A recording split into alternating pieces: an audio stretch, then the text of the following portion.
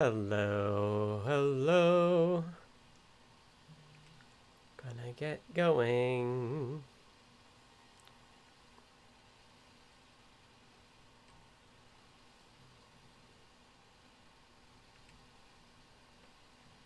Hi, folks. If you're watching this video after I've streamed it live, make sure and check the notes doc or the description for time codes for different things we talk about. Yeah, got lots to do, lots to talk about, and we'll answer questions. So check the notes doc for that, and we'll get started on housekeeping here in a couple minutes. But we'll say hello and answer any questions folks have as well. Let me rearrange my windows. Happy Friday, or Saturday if you're Australian, or on that side of the world. Hey, Bruce. Hi, Anthony. Hi, Unexpected Maker. Hey, David. Welcome back. And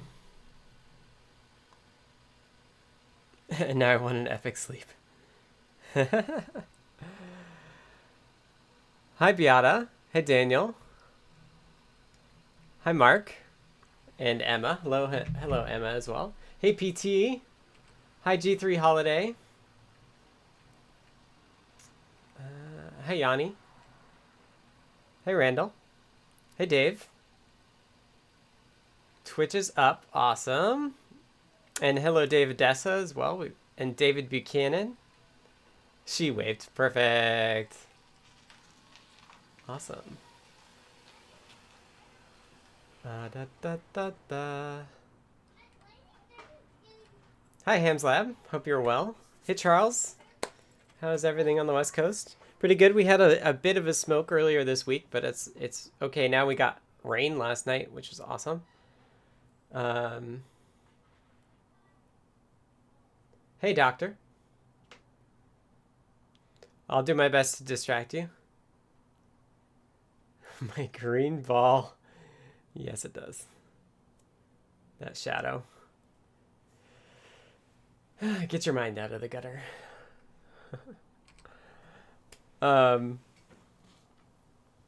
Awesome. We'll just hang out a little bit. I do have some work I need to do. I have a PR that I'm almost done with that I need to finish. Hey, Mark Gambler. Or Gambler, I guess.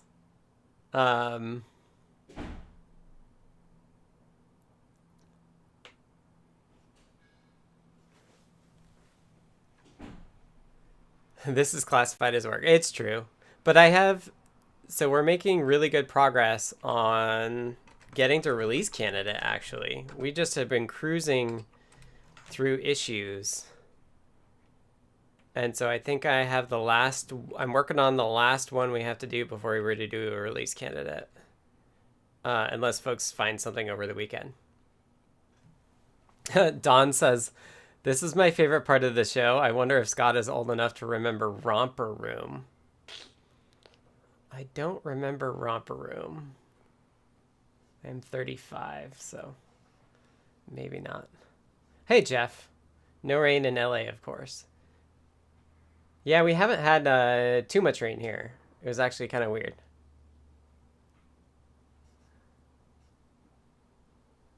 Mark says, I've finally ordered my first RP2040 boards assembled by JLC.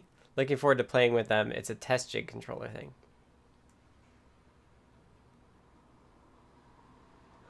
I'm a youngling. I'm glad you think I'm young. I'll take it.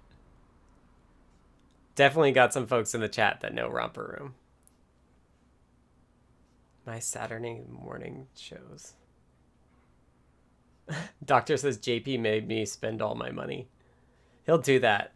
That's why we keep him around. Very rainy in Sweden, says Mark.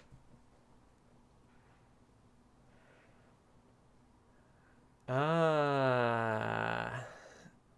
the ESP32S2 hot reload issue been resolved? I've not had a chance to look at it, but RC means maybe. Do we have an issue for it?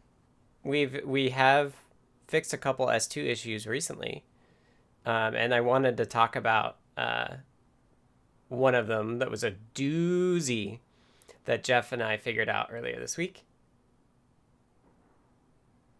Jeff says, yeah, some places too much and many too little rain. Germany was horrible. Oh, yeah, I saw those videos. We'll get rain. It is Seattle after all, but we're pretty dry during the... Well, our summers are pretty dry. Hi, Patrick. Oh, look, it's 2:03. I should get going.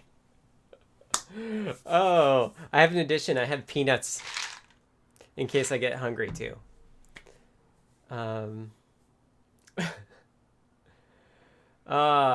Hey, Gary Z. Hamslab says, you are young. I'm old enough to have a colonoscopy this morning. My hunger after was sated by some awesome Thai food. Awesome. Thai food sounds good. And Jay Forcian says, hello, I'm here for that ESP bug breakdown. Yeah, Jay Forcian was helping us with it. Don't worry. Peanut dust cannot go through the interwebs.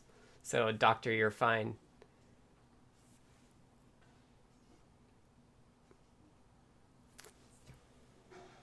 I mean, I was doing ESP. Well, we were doing ESP stuff. I thought it's in pretty good shape. Never too old to learn embedded. You're exactly right, Jeff. Never too old. I only learned it, I guess, 5 years ago now. But Bruce is making frozen pizza. Okay, here we go.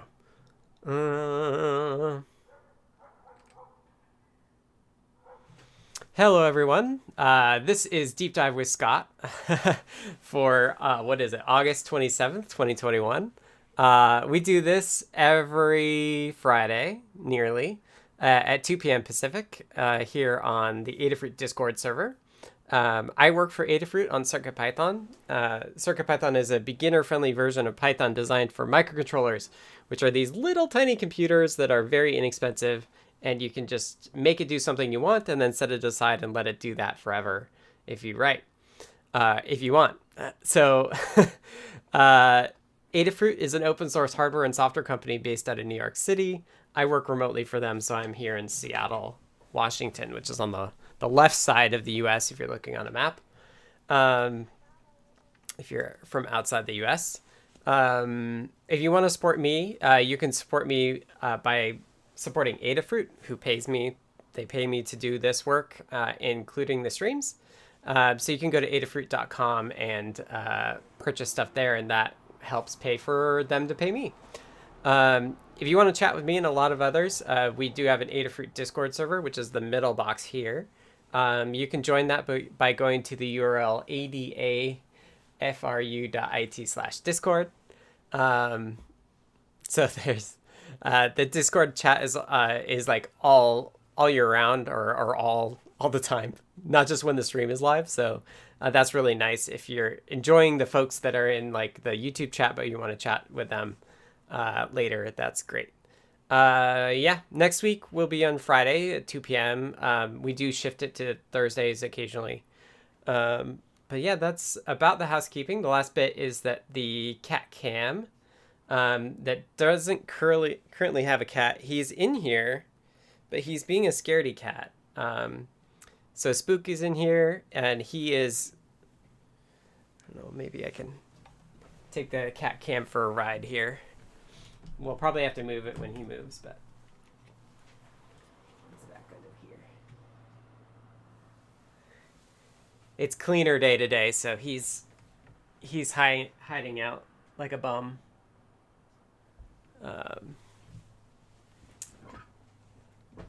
So there we go. He has no choice. And it's kind of chilly, so he's all curled up. I have the window open. But yeah, so this is Spook. He is epileptic, which means occasionally he has seizures. But since we started the stream, we put him on different meds, and it's been awesome. He's had way fewer seizures, and he's been feeling better, obviously, and all of that. So it's been really good. I just want to warn people briefly that like there's a slight possibility that will happen. But he's been doing really good, so I don't really expect it. And let me know if he moves out of the cat cam, and I'll repoint it. But yeah, kitty don't care. All right, so got lots of chats here. So let me catch up on the chats before we go further. So yeah, unexpected maker for the hot reload issue. Try it out, and if there's not an issue for it, make sure there is one, because we're going by the book for that. Mark says, what's after CircuitPython 7? Will you look at basing it on Zephyr? The number of new boards is just insane. What about the new build system? That's a good question. For me, the work that I'm planning on trying to do is after this BLE workflow stuff is done, or I spend a little more time on it. I really want to do the Raspberry Pi support. So that's kind of next on it for me. But we don't have any concrete plans for when we're going to go to 8. And we don't have any concrete plans to base it on Zephyr either, or do the new build system as much as I would like to.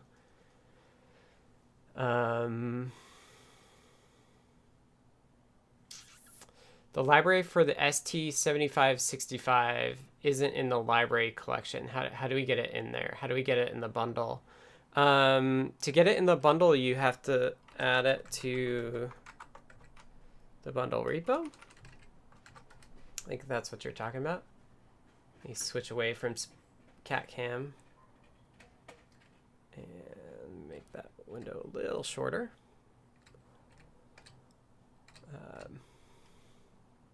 Yeah, so if you need something in the bundle, like, and it's an Adafruit library, you can do PRs to here, and then it gets auto released. Let's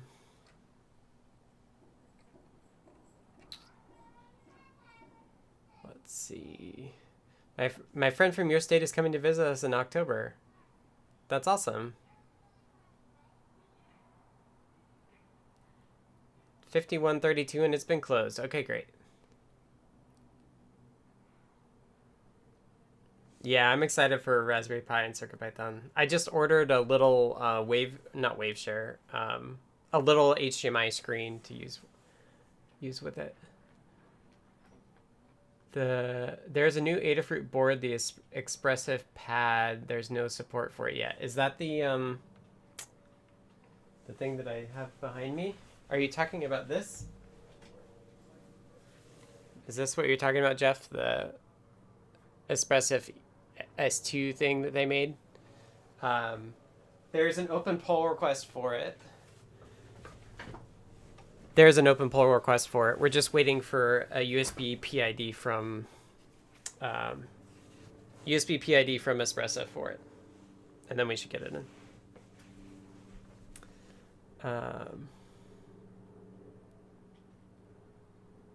Yeah, if the library for the display you're talking about is not Adafruit supported, then it will go in a different bundle. But we have a CircuitPython.org bundle, which is like a number of people for stuff supported by a number of people in the community, and then we have a community bundle as well. Hi, Keith EE.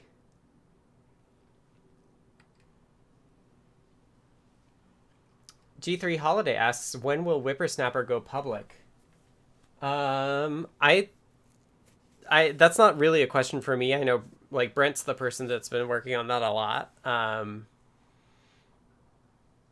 I think soon.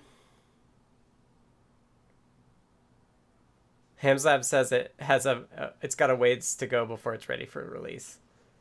Yeah, Brent's a better person to ask, or Lady Ada. I thought they were going to try to be not beta soon. But I think so there's like two main people, Lauren and Brent, who were working on it, and I think like Lauren was on vacation or something, so they were going to wait. So maybe things popped up then, but if you want to participate, you can always ask Brent and he'll let you in. Just because it goes out of beta doesn't mean they won't keep working on it. Anyway. Okay, so before I get started, I wanted to plug the RealPython podcast, which I assume David has linked, so thank you, David. This is a podcast I was on. We recorded it just a few weeks ago, so it should be pretty current. Public beta, like no invite needed. I think soon, like next couple weeks is my understanding, but it's not up to me. So I just did this podcast. It's nice and relevant, nice and new. So check that out if you want to hear more of my background and kind of higher level philosophy stuff. Although I'm always happy to talk about those as well. I got one of the few STEMMA QT boards that does not come with a CircuitPython library and discovered it too late. What should I do? Make one, please, or check with Kattni first to make sure that Kattni would know if there's a library in the works as well. So Kattni is a great person to check with first. Pierre says, "Great podcast. Listen to it this morning." Thank you. Yeah, and dropped it in the chat too. Thank you. Yeah, thanks to thanks to Chris for having me on. It was a really good discussion. Really enjoyed it. So I always like doing podcasts. So thank you to folks who have recommended podcasts for me to be on. Okay, so I think I'm not super set up for it, but we have a bunch of ESP folks in here, and there's this bug that was a doozy. So the way that we know that we're close to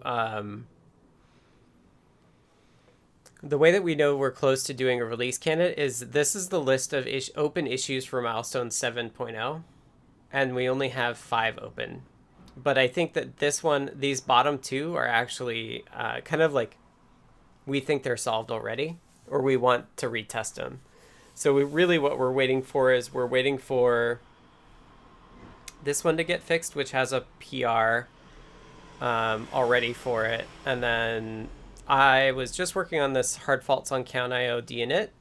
And then this one should be pretty straightforward too. So, next week, hopefully we'll do a release candidate for 7.0, which would be great. And the reason we did a bunch of alphas and then we just did we have one beta out right now, and we probably just go straight to release candidate.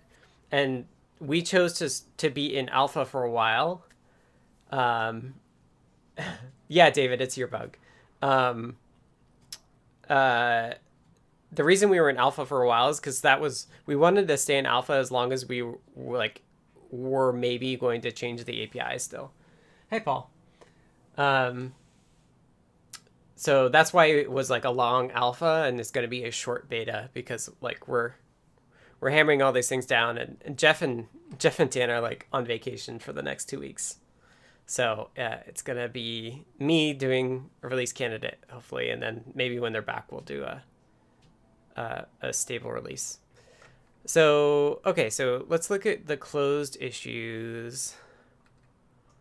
And we've been cruising through these. Alpha, beta, what's the difference? So to us, alpha means that the API still could change, whereas beta is we might add things, but the things that are in there won't change, or probably won't change.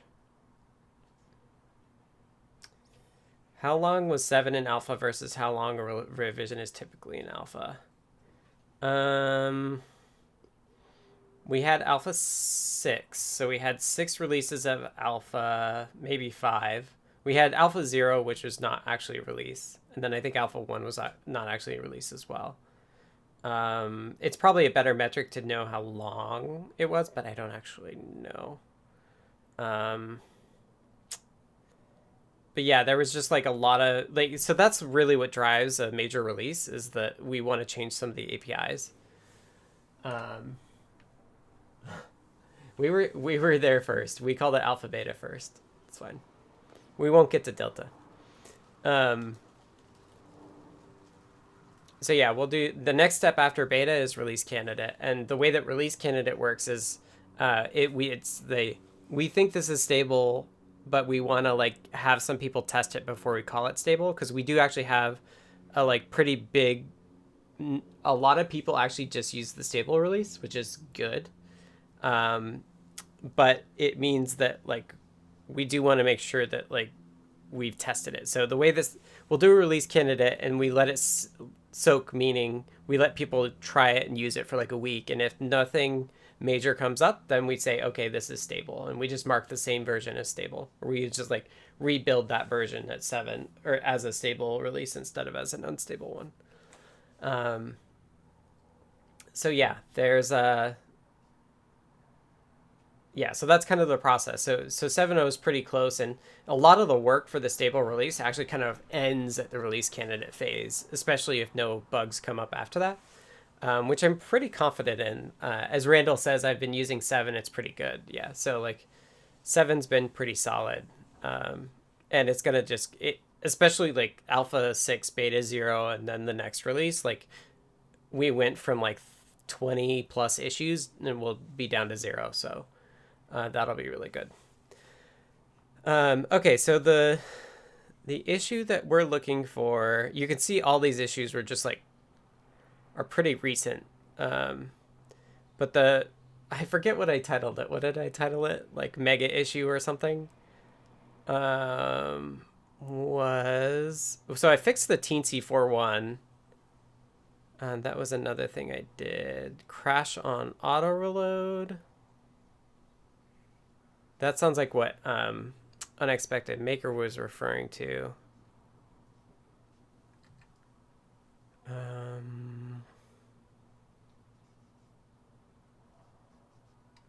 I forget which one it was. It was just fixed today.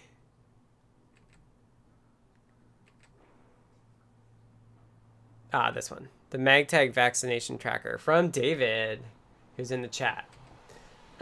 This is a weird bug. Magtag vaccines, yes, thank you. Thank you, J4C. I haven't had time to test the crash on auto reload, see if it's fully fixed. All right, well, folks here should try it. If you find anything like a hard crash, let us know. Should I show this issue? Yeah, I think I have it set up still. But this is what David said, is that this demo code from this Learn guide, it used to work in Alpha 3 and it stopped working in Alpha 4. And it has a crash loop. So what it does is it says blah, blah, blah, it gets it, and then it resets the serial and it starts over.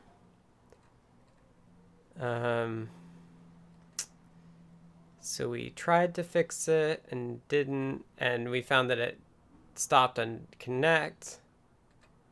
And then Dan's asking for a more minimal example.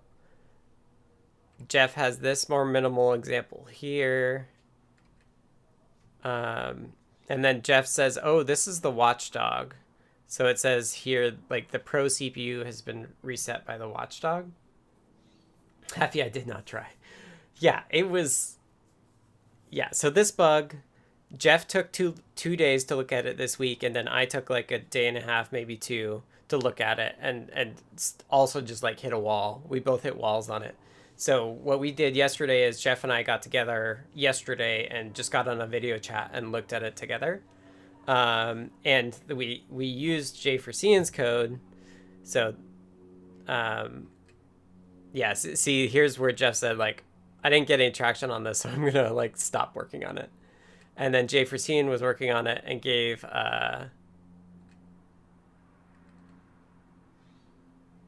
yeah, and then Jeff picked it up again because I had a different fix that we thought it might work. But then we had this minimum code here that still caused the crash. So I think what I'll do is, not to give it away,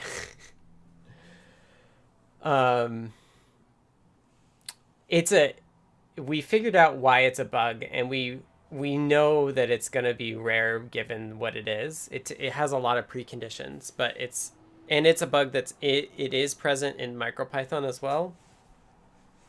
And we have a fix for Micropython too.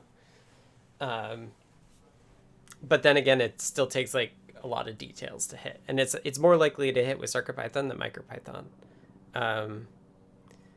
So first, I guess we should talk about what the watchdog is. So what a watchdog is it's a separate piece of hardware that runs separately from the CPU. And what it does is it's just got this timer that says, like, I'm just going to count down. And if I ever get to 0, I think it's down. Anyway, it's counting, right? And if it runs out, if time is up, what it does is it resets the CPU. So what it's doing is it's saying, like, if you don't feed me, meaning the way that the CPU can say, like, oh, I'm still here, don't reset me, is it writes to a register saying, like, oh, like, I'm still here. And that resets the timer. So what a watchdog reset is that the CPU failed to tell the watchdog peripheral, like the separate peripheral electronics, like, hey, I'm still alive, which basically means that your CPU is not alive anymore, and therefore you reset. So let me show you. It's got all these debug prints, and I think what I'll do is I'll go over all the debug prints because I think people want to see it. So I'm in NRF land, so let me just switch. This is the bug IT, so I should talk about that one first. Fix GPOTE.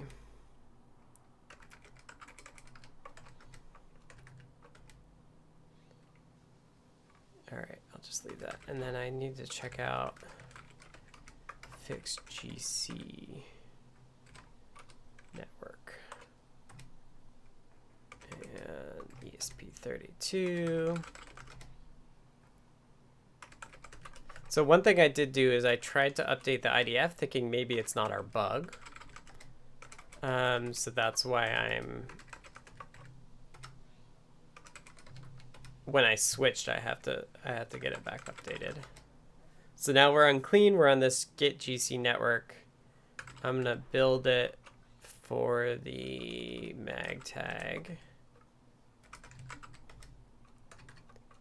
And while I do that, I'll show you the Magtag that I've got. So my setup is a little wonky. Let me show you. So here is my Magtag.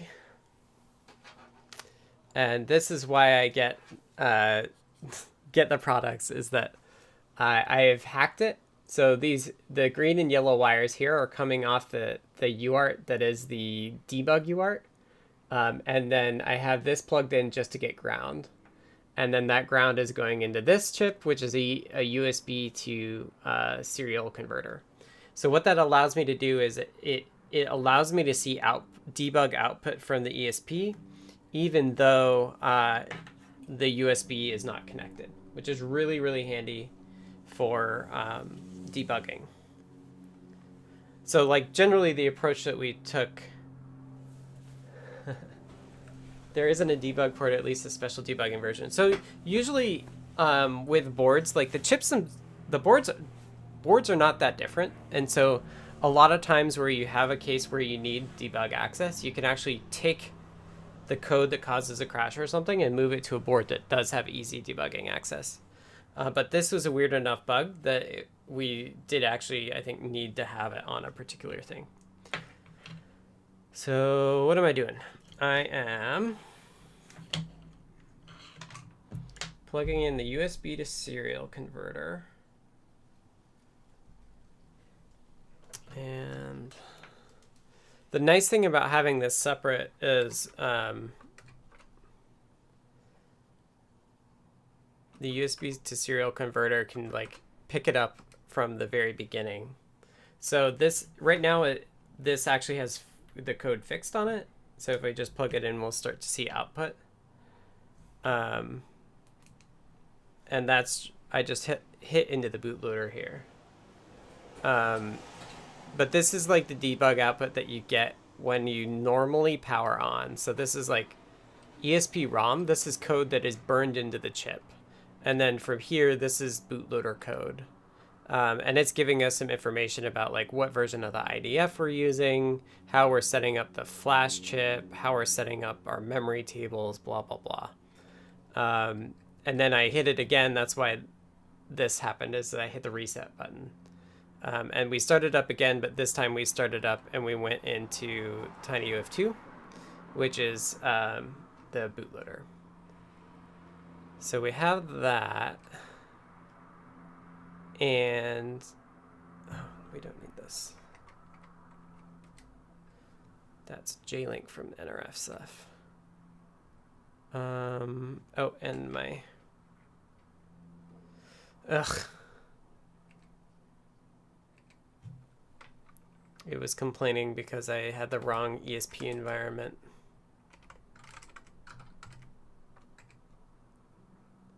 Yeah, so if folks have questions, feel free to ask them.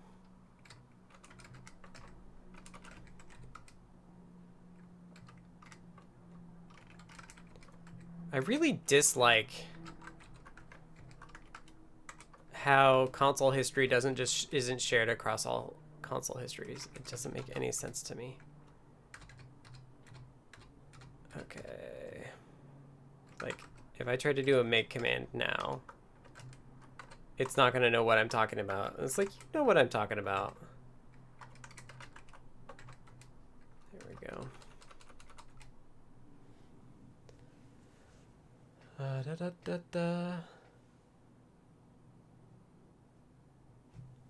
Talking about debugging, I was trying to control the neopixel on my Feather 840 with a guide with no success. Couldn't find Adafruit BLE services Nordic in docs to help troubleshoot the BLE UART.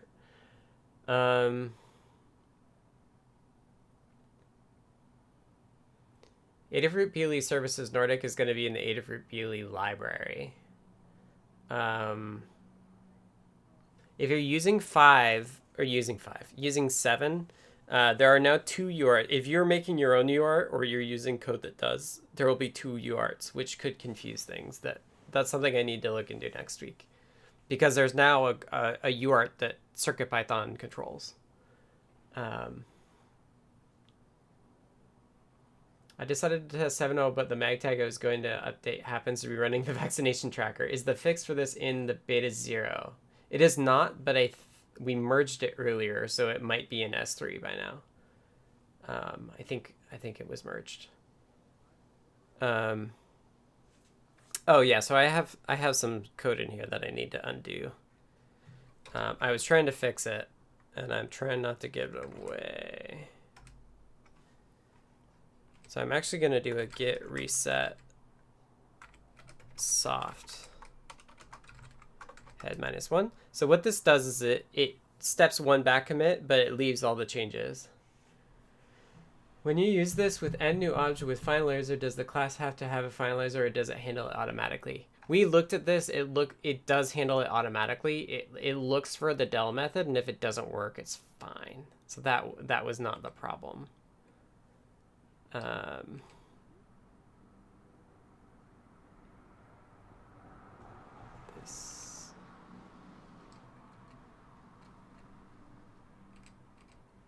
Let's see if I discard that. Spoilers. Fish history merge. That's exactly what I need. Let me open that in a tab, because I'm not going to do it now, but it drives me nuts. It drives me nuts that I have to like magically get the right terminal session. Yeah, makes no sense to me. All right, so we're building,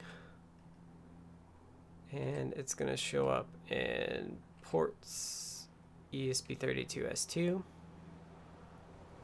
Magtag, and we're still going.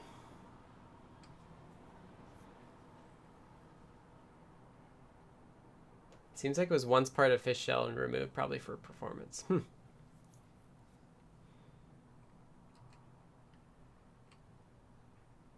All right, so I'm dragging it over. So this is the broken version. Should be. So we'll take a look at the output here. Is that doable? Can you see that? I know the colors are a little bit bad, but I could make it bigger probably. So we restarted. Oh, and even more spoilers. Hold on, let me see.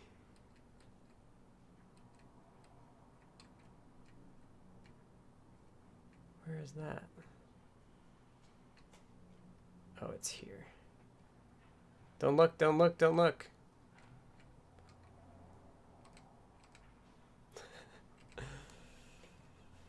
Okay, so I'm going to put it back into the bootloader. So it is doing the same thing, but it's doing it for a different reason. Rebuild. I wanted to crash. I left this branch here so we could see all the printf debugging that we had done.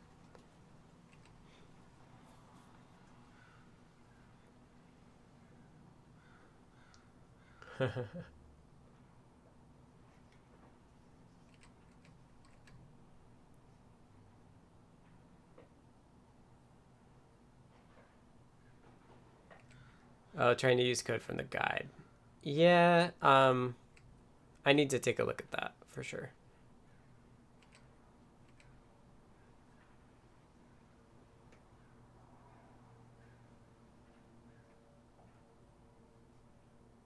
Okay, so here we go. So let's take a look at this. Hopefully folks can read it. 100% here because I like hanging out, not because I understand it. Can CircuitPython do quad and or octo spy? It can definitely do quad spy natively. You can't like set up quad spy from within CircuitPython code. But if you have a board that does quad spy, you can. And you octo, we don't have any boards that do it, but it probably wouldn't be that different.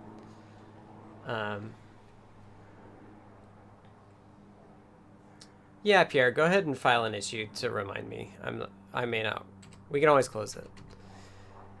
Okay, so this first one is ignorable because that's just me hitting back into the bootloader, so it doesn't just keep going around and around. But this is the reset that we're interested in here. We have this, it says TG1 WDT. So what that's telling us is that the reason that it reset is for timer group 1, the watchdog timer went off. And the IDF uses this timer to make sure that the CPU is being responsive to interrupts. So there's two watchdogs that the IDF has. One is an interrupt one. So it's making sure that like interrupts for Wi-Fi get serviced. And then the other one is like a task one. So that's like further down into the real-time operating system, making sure that the real-time operating system is sharing time, sharing CPU time with things. So this is the case where it's actually the interrupt watchdog timer that's having a problem, which is pretty wild. So what I found here is I turned on debugging and I got this got IP event done. And then what I found is that we were starting to do a collect. Collect is the process for finding what memory is no longer used and then freeing it. And so let me just tour the code with this. But these are all my NRF files. It's okay. So we're going to not be in NRF. We're going to be in, so where we are right now is we're in main here. And there's a lot in main. Oh, I ended where I wanted to. So there's this GC collect call. So this is the process of looking at all the places that memory still could be referenced. So we do collect start, and then we look in the CPU registers. We look in the mount table. Then we do background objects. We do objects for different CircuitPython things. You can see here we have these prints. So these ESP early log W's, these are printfs basically. And the W here is like level, so you can see I I is informational, W is warning, E is error, D is debug. It's a way for like you to leave stuff in and control like how many messages you want.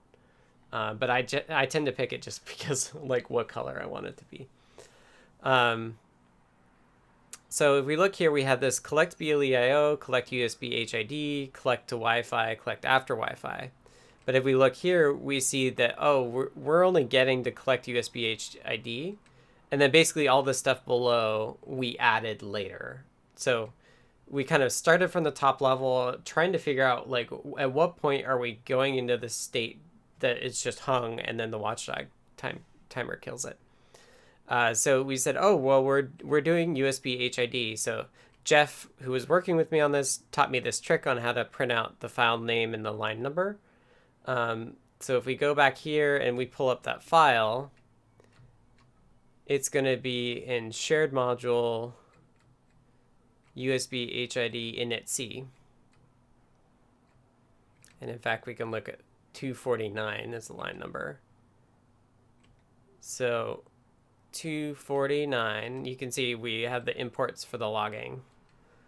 And then there's this USB HID GC collect. And Jeff had this additional trick where he does a define of X and that does the print. And because the print has this file and line on it, you can put it in multiple places, but the print will be different. So what we were doing is we were saying, okay, well, our problem is somewhere in this function. So let me add prints to it, and lots of prints. These are separate ones because we're printing device ID and stuff. Let's see if I can make this a little bigger. Sorry, I'm not used to working on a tiny screen. Yeah, so you can see there's a lot of prints here. Like, we didn't add these all in one go. We had to do multiple iterations. Like, remember, this is at the end of our debugging. This is not the full debugging process. We spent 3 solid hours doing all of this stuff. But yeah, so we did these prints here. We figured like, oh, we're getting in the loop, but now once we're in the loop, I wanted to print device ID. We actually found an issue where this index here was wrong and it's been fixed separately and it wasn't the cause of this bug. And then we figured out like, oh, this is working, but somewhere in here is not. So yeah, yeah, I just keep adding more prints to solve a problem, to figure out where that problem is. So what is this telling us? Let's take a look back here. So here we can see like, okay, we're getting into it and we're on iteration 0 and iteration 0. And then this is the memory that we're doing. And then if we look back, so the nice thing about here is like this same thing occurred earlier. So here you can see these same exact prints. So what is this line 264 doing? Let's pull it back up. So line 264 is this like, okay, we're printing out the in report buffers at that index, which is then passed to GC collect pointer. So what GC collect pointer is it says, okay, this is something on the heap, so I want you to remember that we're using it still. And then furthermore, I want you to look inside of that memory. And if anything looks like it could be another pointer, recurse and keep all those things around too. So let's pull that up.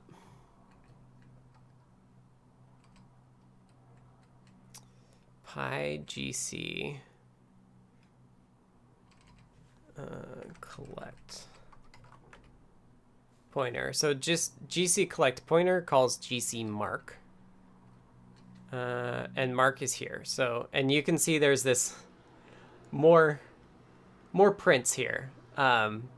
Okay, so we have GC mark, and then the very first thing we do is we say, hey, let's make sure that this pointer that we're marking is actually on the heap. So this, we know the bounds of the heap, so we can say like, is it in those bounds? And is it not null as well? So generally this should keep us from like doing anything bad. But then we have these prints. These prints are guarded by that particular address that we know is the one that causes the problem. So what we'll do is we'll see file and line number here. And then what we're doing is we're doing ATB get kind at head. And then we're doing some more stuff. So ATB is the, what's the A stand for? Allocation.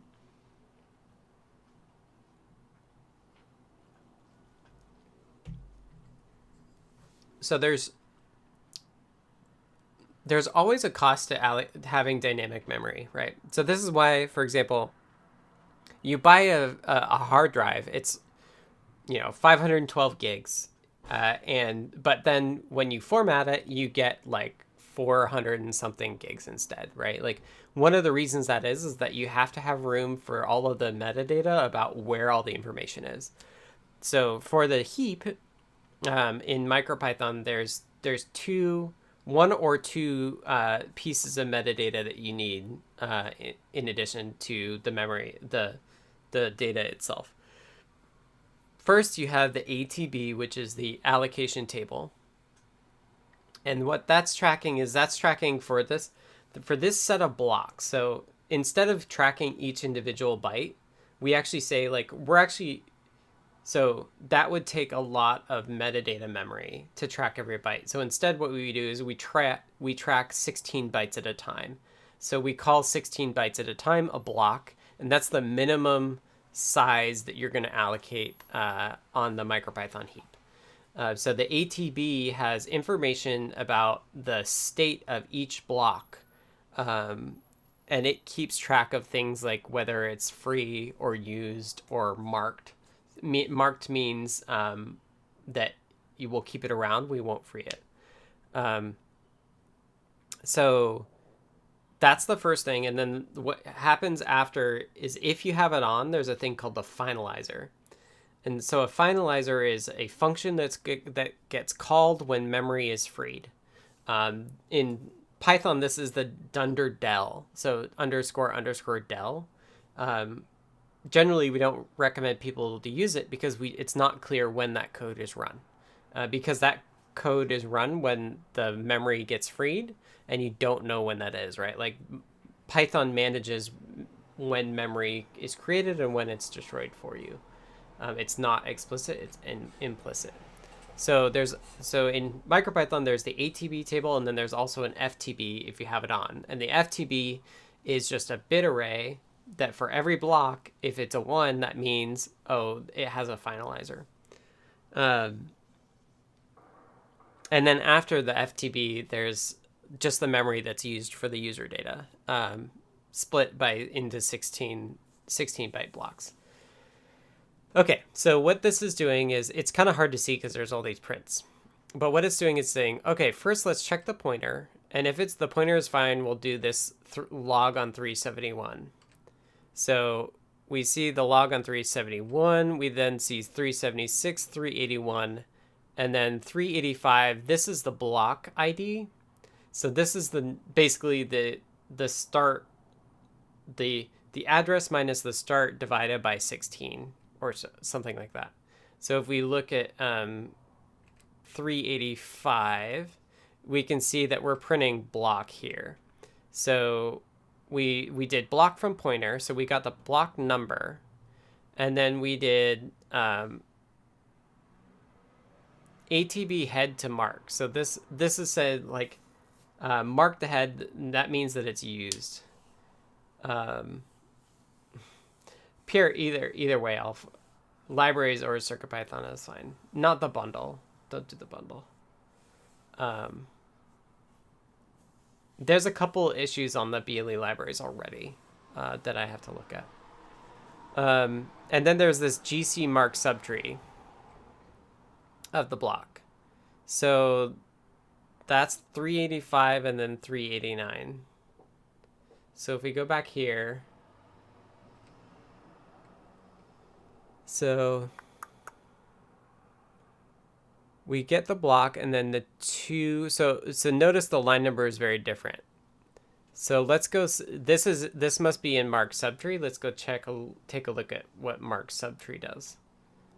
And this is what I was talking about. Mark subtree is going to take a look and say, are any of these things on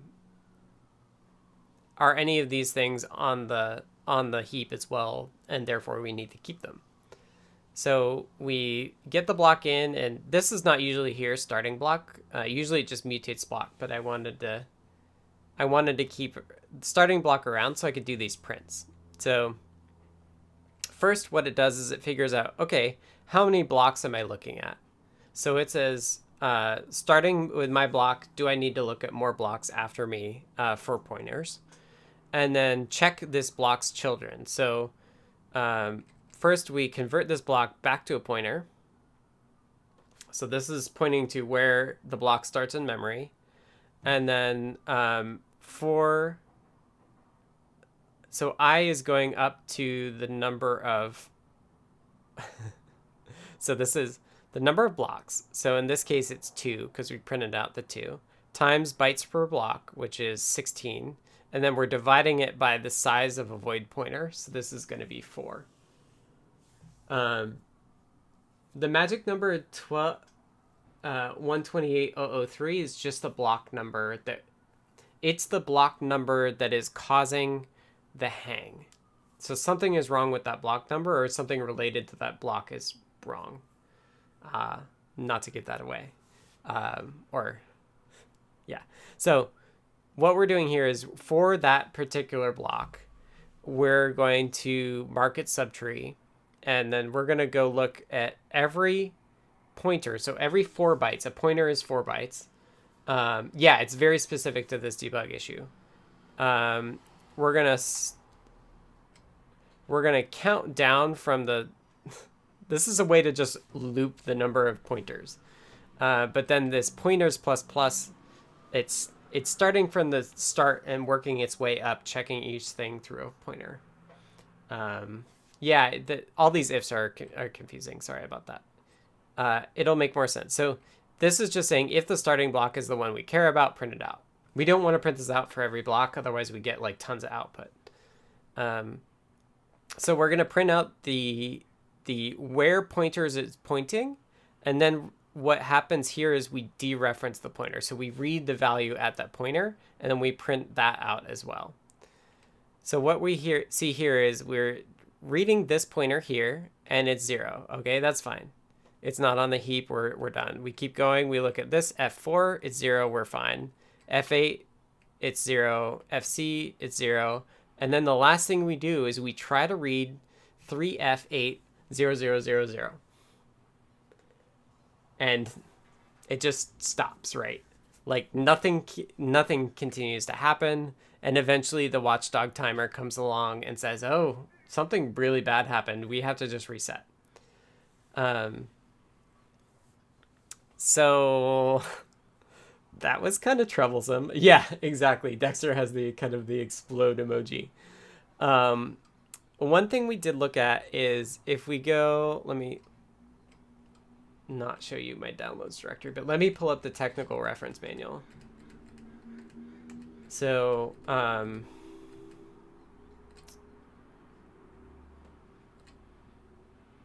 reference manual for the ESP32 S2. Oh, and we're on the right page too.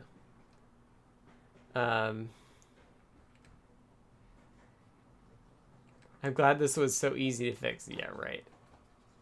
258 could be a problem. Folks like that I haven't given it quite away. Okay, so what we have here is this is the address mapping. So this is the idea of memory mapping. So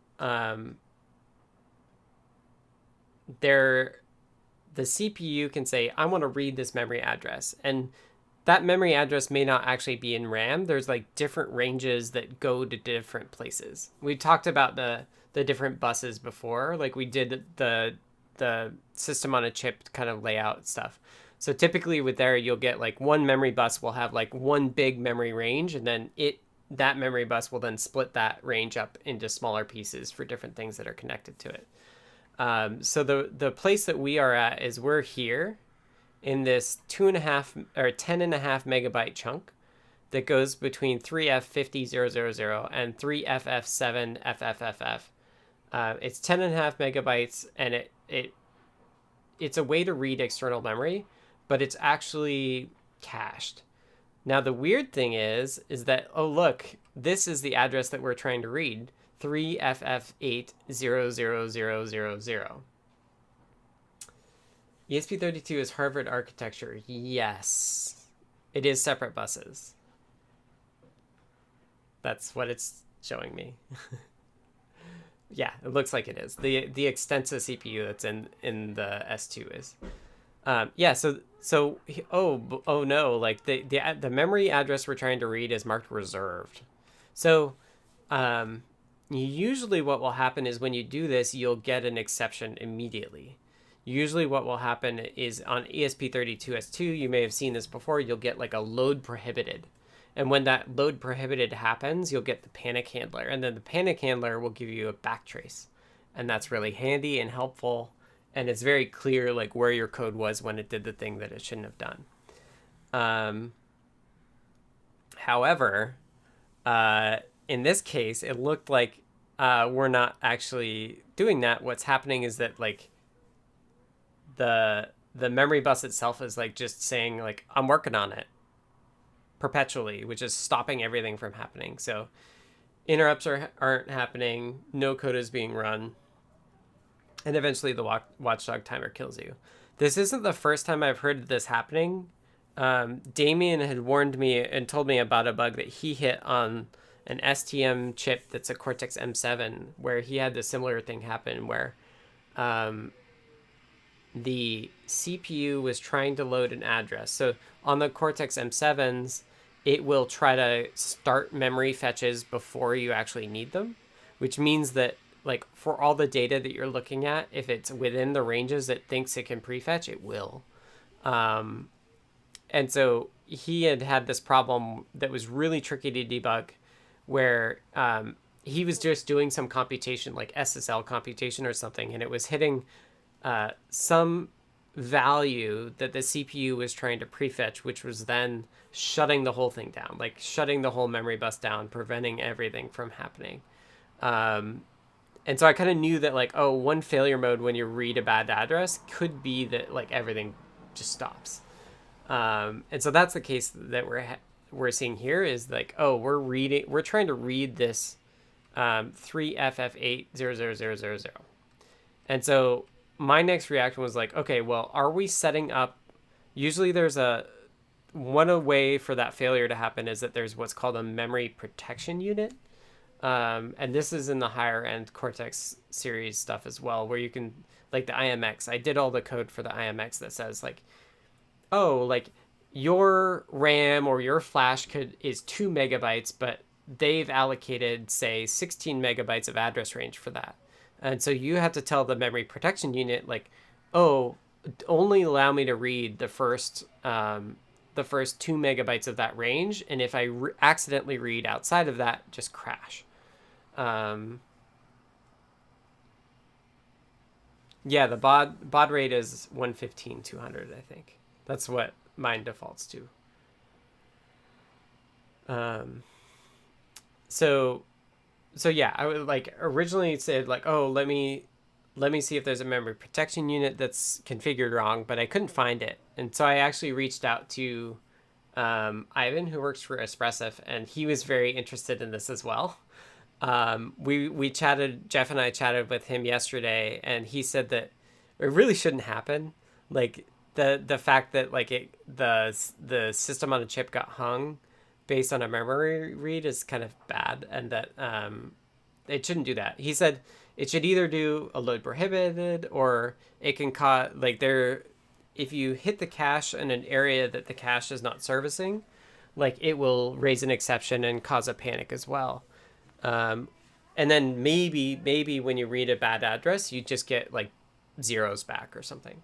So this is a really weird case where we're reading and we're causing it to hang, which is bad. And so the thing that I commented earlier when I said it was failing early was one thing he asked us to check is that that if we read this address right when we start, it still causes a problem. It's not dependent on like the sequence of reads that we did prior to that. And that was the case. So it should be easier for them to debug. They don't have to like get this all working to get one particular sequence. If you read that address, you'll hang everything. which is not great, I guess. But they're going to take a look at it and figure it out. So now the question is like, okay, why are we reading this? Like, something is wrong with CircuitPython still that is causing us to read this invalid memory. So let's go back and take a look at our output again. So what we did is like, okay, we're in GC collect. Now we're collecting the USB HID stuff. We're looking at this particular pointer, and we're looking through it to make sure that anything else is here. So we've looked at the block, and we've said, oh, we need to look at 2 blocks worth of data for that. And then we'll go through that. But notice that the 5th thing that we do, so 1, 2, 3, 4, 5, the 5th thing we do is where we have a problem. And a block is 4 pointers. So if we go back up here and take a look, when we did it last time, when we collected this memory before, so here's that same address. Here's the same block, but now, oh wait, like the length of this allocation used to be 1. It's 1, and we only did 4 reads. We didn't try to do that 5th one that screwed us up. So this 1 is a problem. Or this one is correct, the 2 is a problem. So we looked here and we said, oh, you know what? The thing that occurs after the ATB, or no, what we did is we said, okay, how do we come up with this 2? So we looked back at the code and we said, oh, there's this do while loop that's n blocks. So we say, we do 1 increment, so it's always going to be 1, and then we're going to do ATB get kind of the next block. So not 128.003, but 128.004. But then what we did is we printed out, we found this print. Where is it? It's in GC init. Oh, the cat is on the move.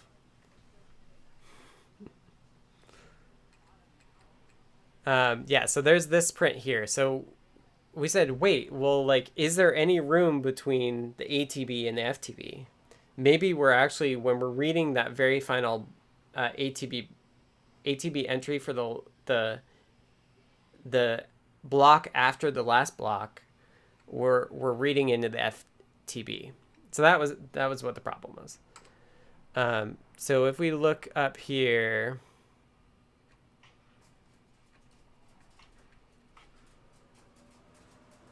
where did I print it out? Right. So here's the GC layout.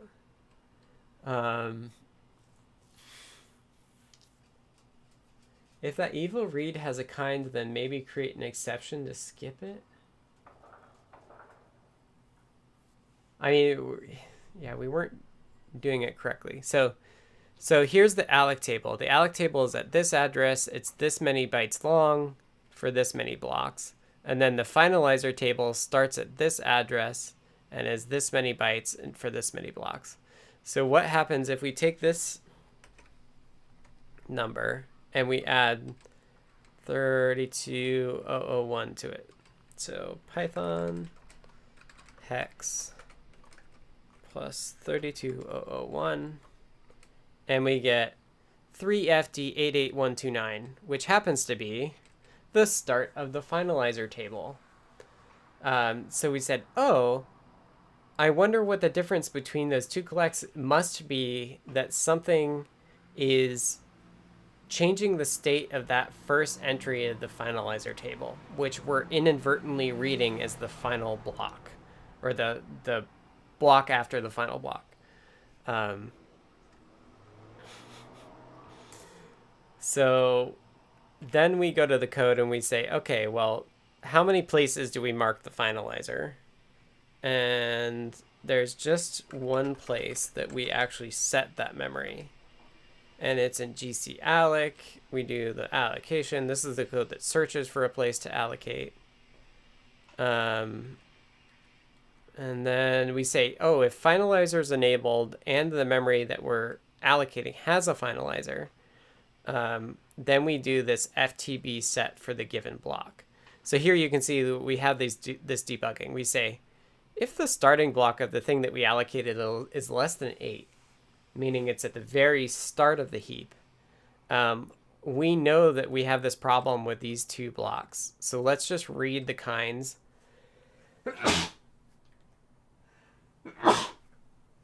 Sorry.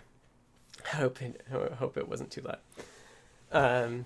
So let's read the kinds of that last block and the block after the last block.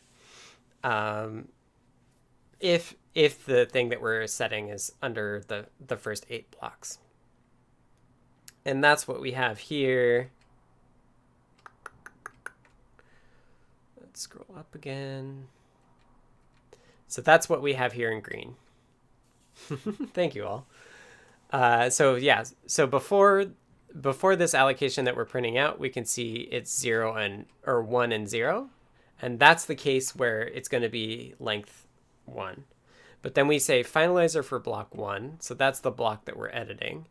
And then after we set it, it's now 1 and 2, which is what will be now interpreted as that last allocation being length 2 instead of length 1.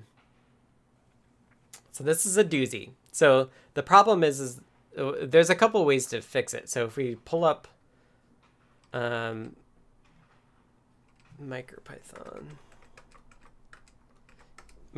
is where we found it. And I realize like maybe it's not actually a MicroPython issue, but they do actually have the same problem.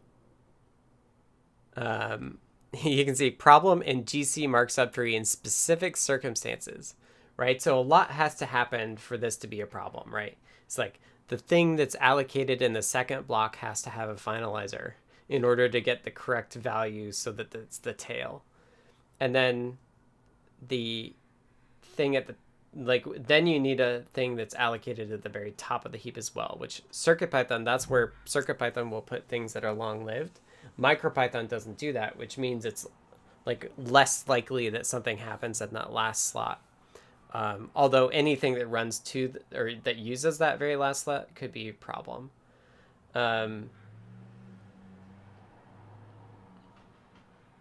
Keith E says, so there are conditions where the amount of memory GC needs to free is sized so that crash doesn't happen.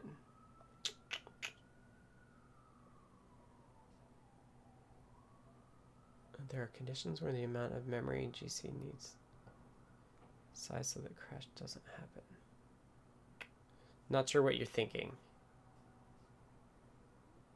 So the problem is that when the ATB table actually needs a final entry, right? The ATB table needs an extra entry for the thing after the last block. Or if when you're doing the check for it, you could check if you're at the last one. So here you can see what Jeff said. Like, this is a problem. I said, actually, this could only be CircuitPython because of the way we do long-lived. But then Jim said, I believe the same issues exist in Micropython. Mark subtree will check get kind on block +1. But I don't think it ever could be triggered because there's no way in Micropython block 0 will have a finalizer. I.e., it's very common that the final block will be ahead, but 0 chance that the first block will have a finalizer. Having an empty byte at the end of the ATB might actually be the cheapest way to solve this. The alternative is to make the do-while loop at the start of mark subtree also check that it hasn't gone past the end of the heap. But that comes at a code size and performance cost. I missed the reasons for the finalizer. Could you review what finalizers are for? So finalizers are a way to have code run when something gets freed. So for example, you know, we do a lot of pin in use tracking, and we don't do this very well, but what we could do in theory is we could say, if you create a digital in out and you're using a pin, and then you delete that or you overwrite it so you no longer have access to that object, we could actually call dinit for you and give you that and free that pin at some point when you're like. It's like a destructor. Yeah, it's a destructor, but you don't know exactly when it runs. And this is it's a Python thing. Context managers are the proper way to do it in Python, but you can actually do it as the del method instead. Yeah, so the actual fix is that yeah, so Jeff says, my gut is the cost is to pay an extra byte of ATB space for 1/8 of all the possible GC heap sizes, right? So this is only a problem if you fill up that last byte of the ATB, because the ATB is only 2 bits. The ATB is 2 bits per block. So if you have, yeah, so I guess it's 1 in 4 GC sizes. So if it happens to be divisible by 4, then you're going to have this problem. But yeah, so basically you always need to have a little extra space for that like end block plus 1 state to just always be 0 so that you end. And that the finalizer state doesn't impact it. So yeah, here's the fix that we merged in. So here's a memory check. Jeff did actually reproduce it on the Unix side. But basically what he's doing is he's saying total byte length -1. So set aside a single byte if we're doing the finalizer thing. And then that causes it to always have a little bit of a gap. So yeah, it's kind of an off by 1 error as well. But it was a lot of work to run down this pretty simple thing. Key says, that was what I was poorly phrasing. I was trying to replicate it, but hit a point where I couldn't replicate the bug and couldn't figure out why. It must have been I hit a lucky didn't fill the last byte of the ATB when I was working on it. 100%. So, you know, I said I spent like a day and a half, 2 days on it. And the place that I got stumped was Jeff kind of jumped back in and said, hey, if I turn off long living, it doesn't crash. It works okay. And so that was like, oh, weird. Like long living is what allocates to the right-hand side of the heap. And I just fixed another bug where if you take something that you allocated at the left side and then you long live it, what happens is you move it to the other side. And that's okay if you know all of the references to the original one and you switch it. But there could be bugs if you move something and something else was pointing it to it in the first spot, like that can cause issues. And that's what the I2C display thing was a problem. Confused left and right. So let me find, is that on my YouTube channel? I've got some really good visualizations for this. And I'll just play it because it's like a minute long. Yeah, so let me... C. Grover even made...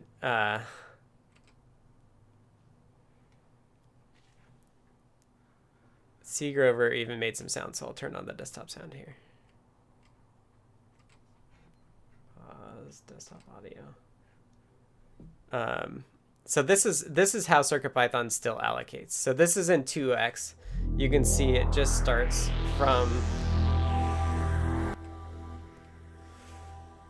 It starts from the left-hand side and grows up. It's too loud. Okay. So this is how Micropython still allocates. And this is how we allocated in 2x before we added this long living stuff. So low memory addresses are on the left and the high memory addresses are on the right. And you basically kind of like fill things up as you go along. And that's where things will stay as long as you refer to them. But then once you hit the end and you run out, you have to go through and figure out all of the spots that you're no longer using and that's where you can place the next set of stuff. So here you can see like it's got kind of like a Swiss cheese to it all. And this is why people can get really frustrated where they say, I'm trying to do this allocation. It says it's this long. And then when I do mem free, it says that, it says I have more space, right? But this is what we call heap fragmentation. Like you have a lot of free space, but none of it is next to each other. It's all kind of split into smaller things. Hi, Alvaro. I forgot to say hi. I saw your message though. So let's keep watching this. So yeah, so now this is with apparently in 3x we added long live, so it's been in there a long time, and we still are finding issues with it. It's a little tricky, but I'll show you why I'm still happy we did it. So this is like a very basic version of what's called a generational garbage collector. So in that first case, after we had swept everything, what we could have done if we had the ability to is we could have squished everything together, and that would be called kind of a generation. So like when you started, you didn't know how long something was going to be used for, and therefore you treat it all the same. But the moment that you can go in and say, here's the stuff that I'm no longer using, but everything else I know that I've used for a while now, then I can, like, if you have a layer of indirection, you can squish it all together and get rid of that fragmentation. But we don't have indirection in Micropython and CircuitPython. So what we have to do instead is we have to actually choose to be deliberate about where we place it when at the start. So one thing we do now with this long-lived stuff is we assume that if you import something, it's going to be around. And so what you'll see is that, and there's a couple other kind of rules for things that we know that are going to stick around, like all of this Q strings, for example. We know that those data structures don't get freed. Like when you import a string and it gets Q stringified, like it sticks around. And this is actually the topic of like one of my first deep dive that I did before I started doing it regularly. So there's a lot more time of me talking about this. But let's keep watching this just to show you. So what you'll see is that there will be some things that are just allocated on the right-hand side, which is the long-lived portion of the heap. And that's where that USB HID block was causing trouble, is we were allocating that long-lived from the get-go. And so that's why we kind of guaranteed that we were going to have that something in that spot. And which is why the bug disappears if you turn long-lived off. Okay, so let me play this.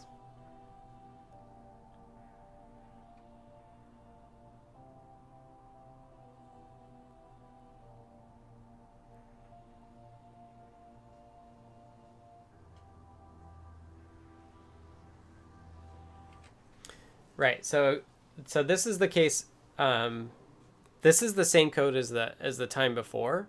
And what you can see on the right-hand side in this long-lived area now is that we have like very few gaps, right? Like it doesn't guarantee that there are no gaps, but there are very few gaps, which means that on the left-hand side, the free spaces that we have are larger and more contiguous, which means we can do larger allocations later in the evolution of the program.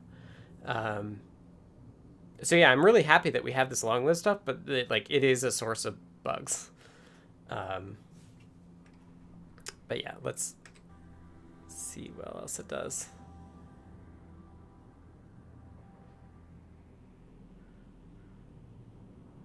So what a lot of this is it's a lot of like importing modules. So all the stuff you create as you import is on the left-hand side until the import is done, and then it gets moved all to the right-hand side. And we actually do a collect after that import happens too. Because if we can keep stuff like as far left as possible, then we leave this, like, if you ever want to do a big allocation in the middle, we'll still have this space. So yeah, I think I'm really happy with this visualization that I did. I think it's pretty neat. And I'll link to it. I think that covers it. Does that cover it? But yeah, the planets have to line up for the bug to appear. Yes, it's definitely like a rare bug.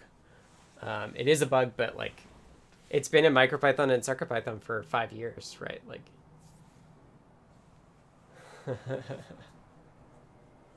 Did you discuss what needs to be done when things are moved from left to right in an earlier podcast?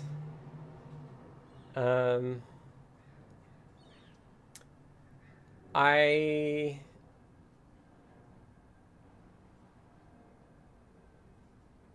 maybe there's only a few places that we actually do it. We could just find those. So it's like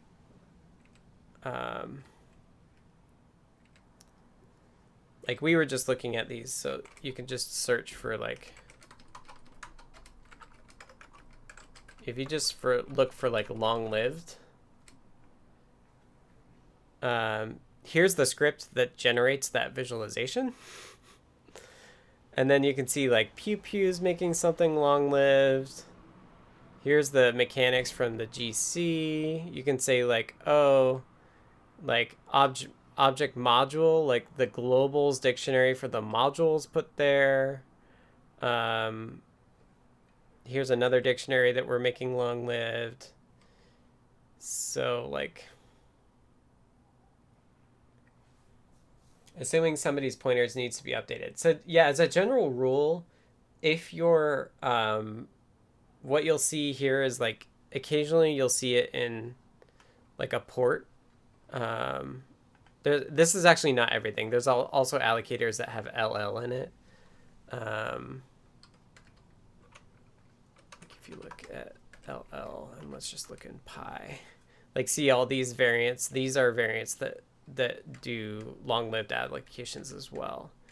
So like if you're creating a UART, for example, and you're doing a buffer and you're going to hand that buffer to like ASF or like whatever the vendor HAL is, like if you're making a pointer that you need to pass to the vendor HAL, or there's a second place it's going to be stored besides a Python dictionary, then you want to make sure that it's long-lived.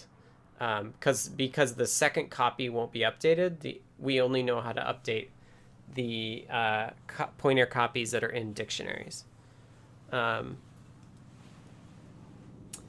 it does compaction if needed. So it doesn't really compact, so to speak. What it does is it will move like dictionary trees.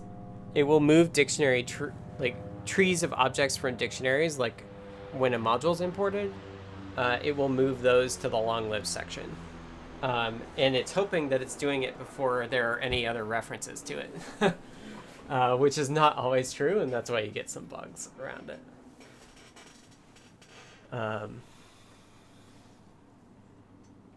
But yeah, kind of like you have to do it early. So all of this long-lived stuff only impacts the allocation process. It does not impact the freeing process. So the freeing process is all the same. It's only the decision of where in the heap to put it that is different. But yeah. So it's a bug that it would be harder to tickle this bug without long living, but it is not actually a long living bug. The I2C display bug that I fixed this week was not a long living bug either. There's another case where we move memory, and that's for displays. So if you create an object that we use for a display, because we keep displays alive after the VM goes away, we move memory then as well. And we had a bug with that for the I2C display. So yeah, that's definitely in the weeds, and it took us a while to figure out, and it was relatively simple when we figured it out. But yeah, thanks for the report, David, and it was thorough enough that we could reproduce it. Oh, and Jayfersian has the OG deep dive. All right. Any questions? Any topics you want me to cover? Or otherwise, I could jump into these NRF things that I was working on. Any other directions you'd like me to wander before we do that? Oh yeah, this is unrelated. I pulled this up. This is a right to repair bill for Washington State, which I didn't know about. But for those of you in Washington and want to do that, let me know. Oh yeah, I positioned the camera again. Doctor wants a cat check. So let me. He's in his bed now. All curled up because the window's still open. That's gotta have been a pretty awesome feeling once you got it all working and figured out why it happened. Yeah, we actually I immediately pinged Lady Ada and said, Lady Ada, we figured it out. Because she was like, let me know when you figure this out. These bugs are really tricky. So yeah, and then we talked with Ivan about it too. So yeah, is this a kitty break?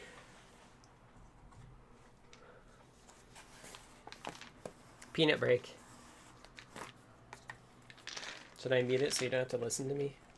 I could play the video again.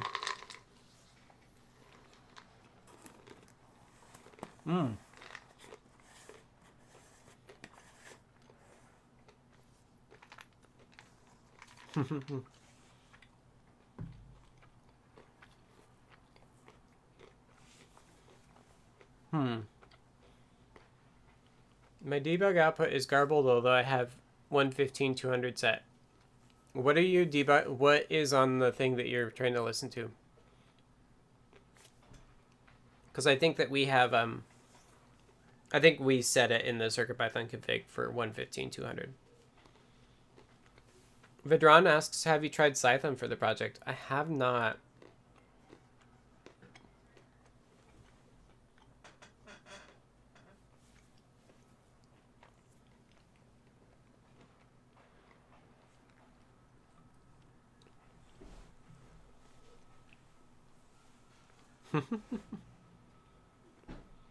Keith E says, man, that bug was messing with my sensor super bad. I'm excited for tonight's nightly build. Oh, you were seeing it with a separate thing?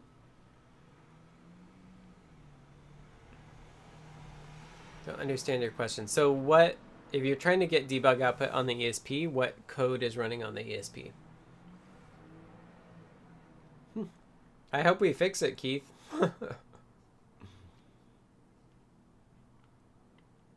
It is consistent though, and that was the saving grace with it, is like, if it happened, it would do the watchdog timer and start over and do the exact same thing. So we can see if it's available yet. So if you go to Adafruit CircuitPython,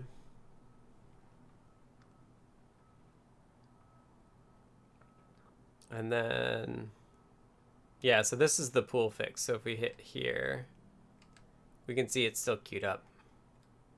So yeah, it's not in S3 yet. This will tell you when it'll be in S3. This is the code that we'll put it in S3. Oh, you can't see the desktop. Thank you. At some point I'll make a thing where you can just control the view of mine. Yeah, so the way that I got here is if you just go to the front page of CircuitPython and click this yellow dot for the latest commit, and then hit details, you can see the build status for the merge.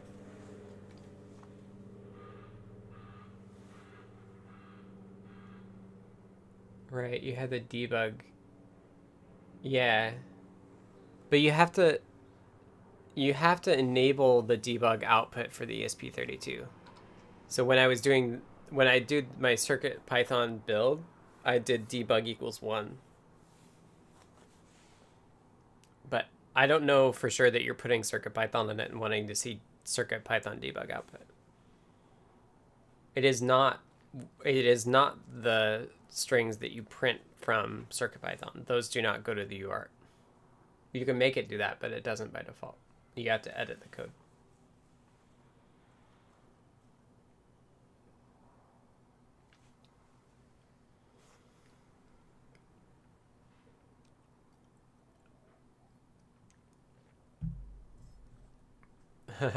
Keith says, I really need to make an advanced debugging cheat sheet for all of these things.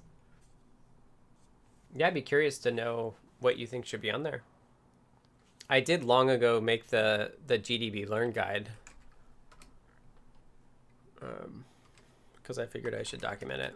It's stale, but it still applies. Notepad++.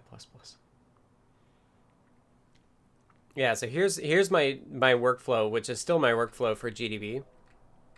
It's for just the M0s, but I use it across basically everything but the ESPs. I use this workflow. ESPs are different. What did you use to make the heap graphic? The actual image is rendered with GraphViz, PyGraphViz. It's just a bunch of, oh yeah, Mr. Dalgard says, excited for the NRF fixes. That's what I want to get to. We have half hour still, so I think I'll go back to that. But yeah, it's GraphViz, and I just made like a bunch of PNGs and then put it all together as a video. So I hooked up a way to capture every change to the heap. So I had this, and it's documented in the, I assume it still works. I think there's a document in tools.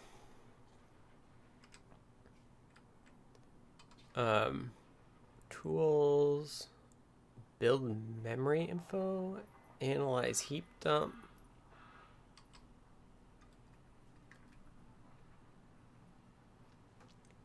Right, this script renders a graph of the Micropython heap at the given point in time it was dumped. Takes the binary dump of RAM, the binary of CircuitPython, and the linker map file.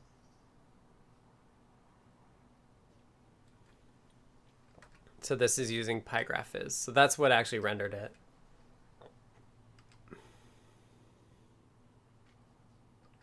So basically what it does is it just dumps RAM every step.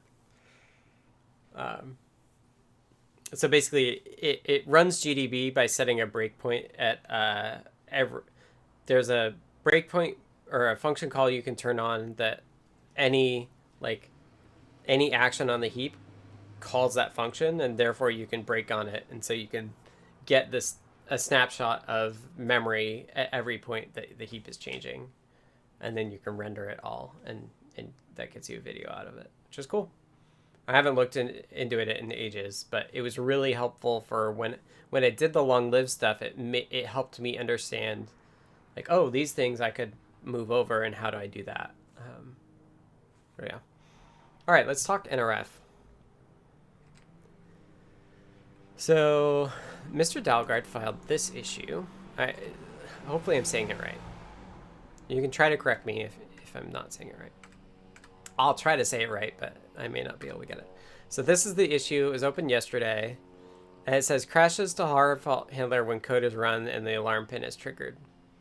If you don't do the traceback module stuff, it won't crash immediately. But I think it's actually, you don't need the traceback stuff. You just need this counter deinit is what's actually crashing. Connected to PC via USB, so light sleep is fake sleep. So light sleep is always fake sleep. It's only deep sleep that we fake, but yeah. And it turns out on NRF, we don't actually deep sleep. We kind of fake, we even fake it when we're supposed to be doing it for real, which I found out. Dan reproduced it and said, like, this stuff looks suspicious. Adding to your finding, initializing a pin alarm and sleeping on it will actually break count IO, which it will no longer increment.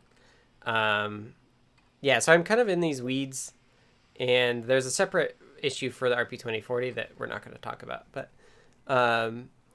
there's a number of issues that I've found, and I need to finish it. Generally, the problem is that when there's the NRF library for the GPIO TE, which is the GPIO thing that allows you to interrupt when pins change. So that's kind of the common thread through here is like, these are all listen to an external pin and interrupt me when a pin change comes in or a pin value changes. So pulse-in is one of those things that will use it. Count IO will use it, and pin alarm will use it as well. So those three things are kind of all interrelated, and that what they're doing is they're listening to a pin to figure out when it changes value. So let me just get out of here. I actually don't need this branch anymore. I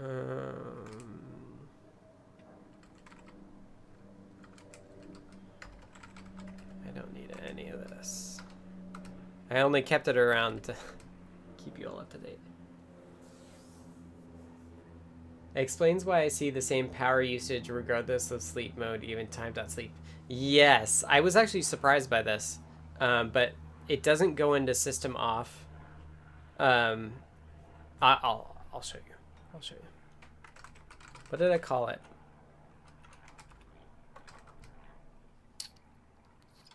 Fix NRF GPIO TE crash.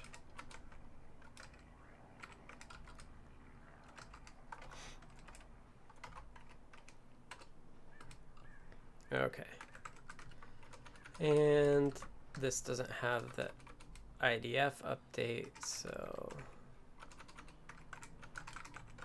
if I want to make it clean, not only do I have to switch it, but I have to update all of its submodules as well.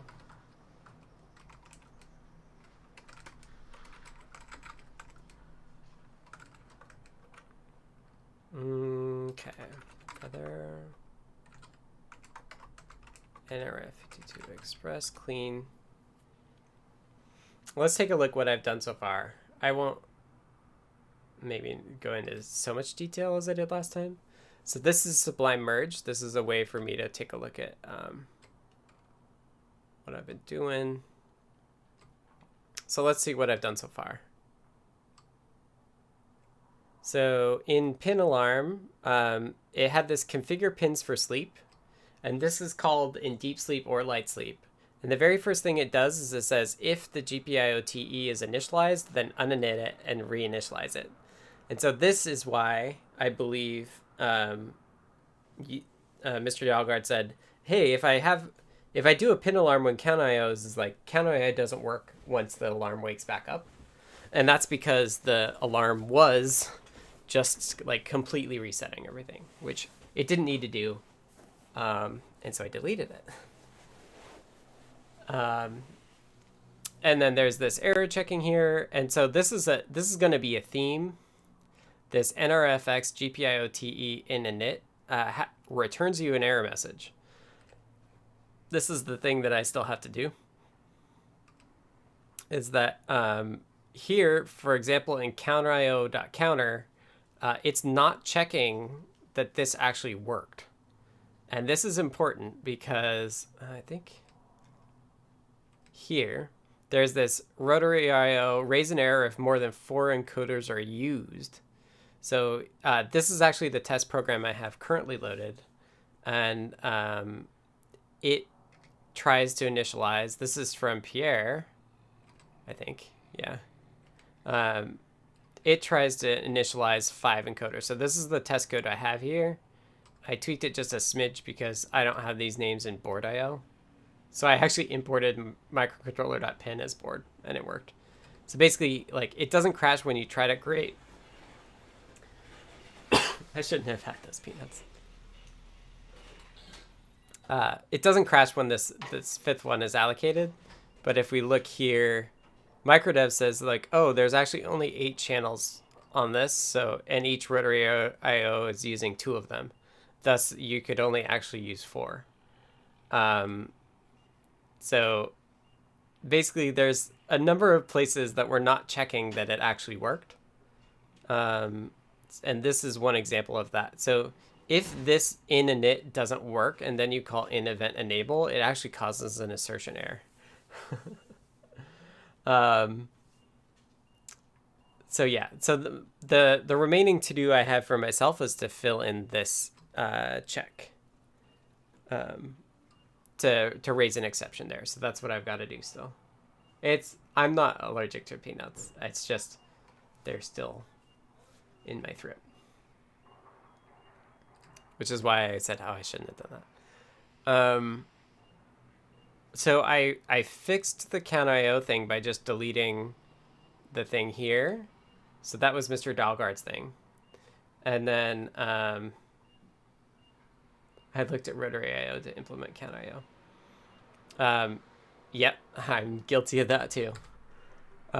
So this, I think, fixed the count IO issue where we weren't like initializing like this. It's a little tricky. There's this GPIO, TE, and init. That's the whole thing. And then in the other things, there's just init, which is an input init. And so that's for a specific pin, which is definitely different things. And then for processor, wait, so that's a separate issue. So I moved that global reset, which was in pulse in, I moved it into port, so it always happens. We had a related issue where if you were relying on that, but then turned like, if we turned pulse IO off but had the other two, for example, like it would not reset correctly. So I'm just always resetting it here for now. This was just a compiler warning that I fixed, needed to be initialized. And then you can see here in an incremental encoder, I'm doing the same thing where I've got to check this error message state and then raise an exception. So the next thing I have to do is figure out what exception I'm going to raise. And then as I was testing this, like the original issue from Mr. Dalgard was talking about light sleep, but I also wanted to test deep sleep. And when I was testing deep sleep, I discovered that when waking up, we wait the 2 seconds. We wait the 1 second for safe mode, and we wait another second for the BLE workflow stuff, which it's not supposed to do. It's not supposed to do that if you're actually waking up from an alarm, a deep sleep alarm. It's supposed to start up a lot faster. And the way it does that is through, not this, through this. So this is the data sheet for the NRF. And there's this register. Let me make it bigger. So this is in the section for power management. This is called reset reason. The reset reason register will tell you why something reset. And this, we were seeing this earlier with the watchdog reset on the ESP as well. Like most microcontrollers, or all of them, have this reset manager thing. So from here, you can tell kind of why you started up. You can say, oh, was it the reset pin? Was it a watchdog? Was it a soft reset or software reset? Was there a lockup? Kind of like a watchdog. Are you waking up from system off? So this is what we thought a deep sleep would be. There's also this LP comparator. And that's also if you're in system off. Diff is debug interface from system off, and then NFC from system off, and then VBus. So this is like if the power on, if the power got into a good state, that's what started us up, for example. So those are all the reasons the chip will tell us. But if you look at what I fixed, actually I should show, talking about the sleep state. So an NRF, common HAL, alarm, init, this is where we go into sleep. So there's a alarm enter deep sleep. This is the thing that's actually supposed to do it. What we see here is it says, oh, prepare for deep sleep, and then set a timer, and then call system on idle until alarm, which I thought was originally, when I looked at it, it felt like it was an NRF thing, but it's actually not. It's actually further up in this file. But what you'll notice here as well is that after this function finishes, it actually then calls reset CPU, which means that the microcontroller, when it's starting up, is actually seeing it as a software reset. It's not seeing it as like a deep sleep reset. So if we look here,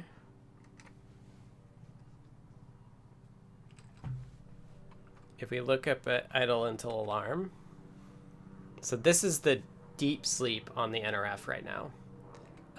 And the reason that I looked at the PR for it, and the reason that we don't actually do system off is that the real-time clock doesn't work when system off. It's only pins, I think, that can wake it up. So instead they chose to, because it's really good, system on sleep is still really good. the decision was made in that PR to just do kind of a faker deep sleep. So this is keeping track of the timer stuff, and then it's actually just running like all the background stuff still, which it might leave USB on actually, although it won't happen if USB is on. Anyway, it's weird. It is turning off a flash, which I think is actually like one of the bigger pieces of power saving. But it actually does do that for other things as well. Deep sleep is just a matter of what you think deep sleep is. It's not the deepest of sleeps, if you will. It's not system off for NRF. But the numbers, like, where is that? Hey, Johnny. Let's see. It's a pull request, and the author was John 2 Sack.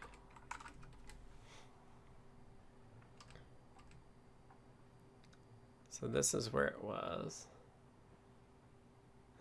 The deepest of sleep sounds good right now. Anthony says, what do you think it is?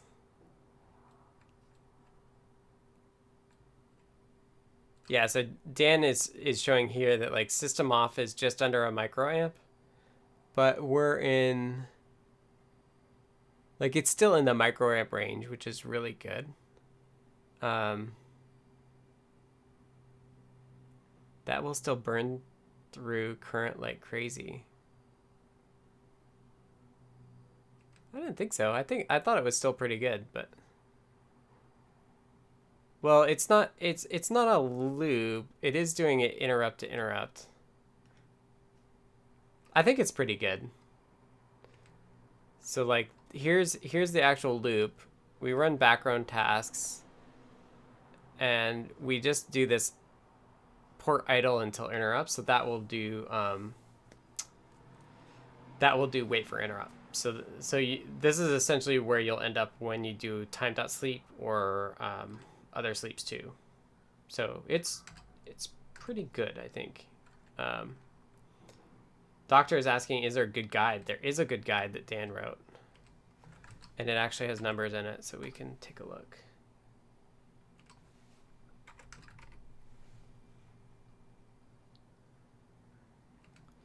I use the wake on DPI to detect and current is low. Yeah, so this is a good guide, Deep Sleep with CircuitPython. I'll post it in the Discord. It talks about the different alarms that can wake you up. Which I'm pretty happy that we call them alarms. I'm happy with this API. So time alarms, pin alarms, touch alarms, how to tell what woke you up, sleep memory. This is memory that will remain over. And then there's this power consumption tab. So these has charts. So here's the ESP32 S2. And we can see it's like 50, what does it say? 50 milliamps. And it's a little under 230 microamps when it's sleeping. This is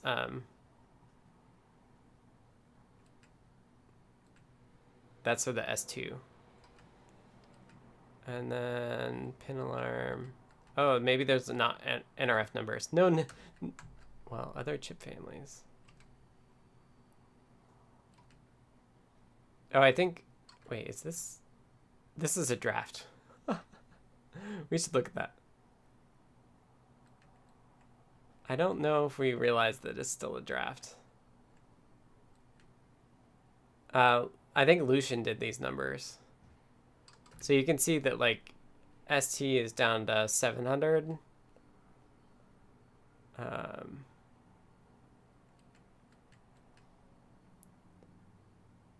NRF. Light sleep is still 6 milliamps. I thought people said it was much better than that. This says 6 milliamps for NRF, which seems really high to me. And it's also on the Bluefruit.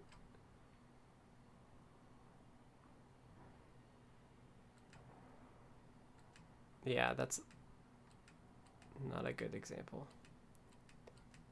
Anyway, if anybody cares about power consumption, you really should check it yourself. You just said that about time sleep. Does that need an RTC or just based on an internal clock? It's usually based on an internal RTC.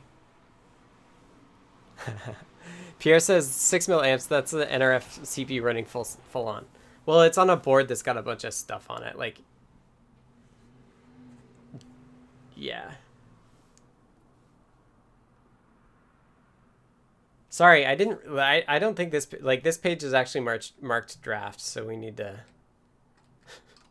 review it and get it published.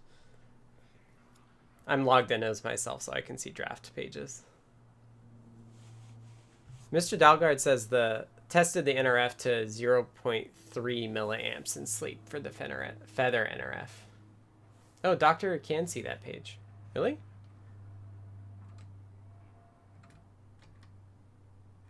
It's red here. Maybe if you put the URL in, it's fine. But yeah, power consumption is one of those things where you can just like, yeah, you can see the guide, but not that page. You probably can't see this other chip families tab. Whatever. Remind me to get that looked at. Okay, let's wrap this up. So I think to wrap this up, I've just got to check. Changing the URL is a 404. Okay, well, good. I'm glad it's protected. But bug me about that. We'll get that published. Or not. Wrap it in a bow and ship it. Usually new pages get reviewed. That's why it hasn't been publicized yet. John Franco, deep sleep. Yeah. And I just like to plug this. If you care about power, you should make sure you have a way to measure it. And if you don't already own a way to measure it, the recommendation that we have is this Nordic PPK2, which is what those numbers are coming from. It's a really good way to, really good, inexpensive. This is way cheaper than a lot of the other options. When are the super chats coming to this channel? What is a super chat? I don't know what that is. Yeah, exactly. So Doctor says, I have a project I want to leave in the woods and low power consumption would be grand for that. This is exactly, you need something like this to be able to monitor the power usage. Super chat is a way to throw money at you on YouTube. We used to have that. People have done that to me before, but maybe somebody turned it off for our channel.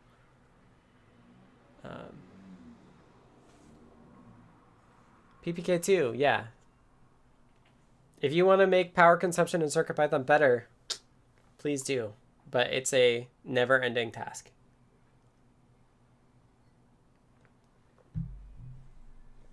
Minnesota Mentet says, I would do that, Scott. I do have a GitHub sponsors page if you do want to sponsor me personally, but honestly, like, just buy stuff from Adafruit. They pay me well.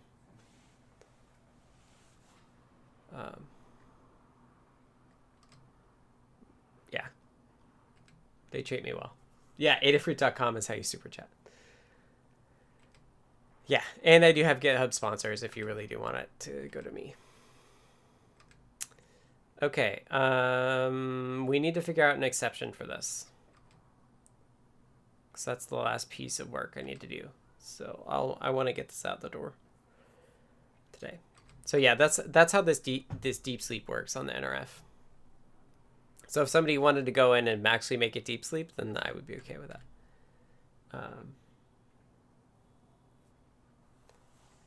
And you get stuff too for your Ada super chat. I order free stuff from Adafruit all the time, so don't worry about that. But yeah, oh yeah, true. And if you do adafruit.com as the super chat, then you get stuff too. Yeah. It's a win-win. Okay. So, what exception do we want to throw? I think we do value error. Let's take a look at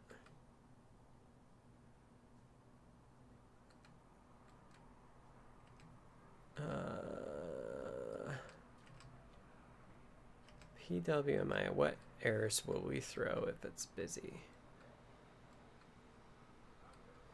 This is a bad one to look at. Invalid pin.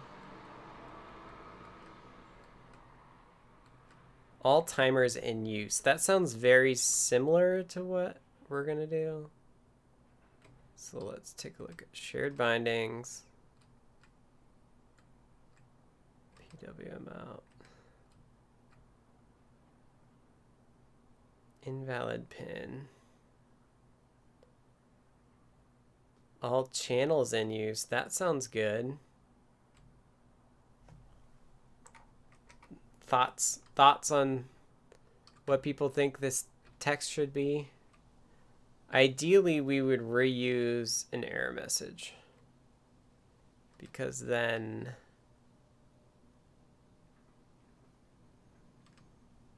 shouldn't this have, didn't I add the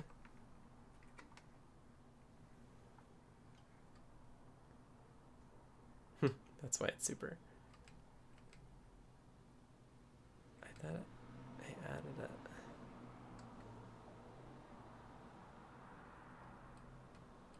No, I guess I didn't do the checking there yet.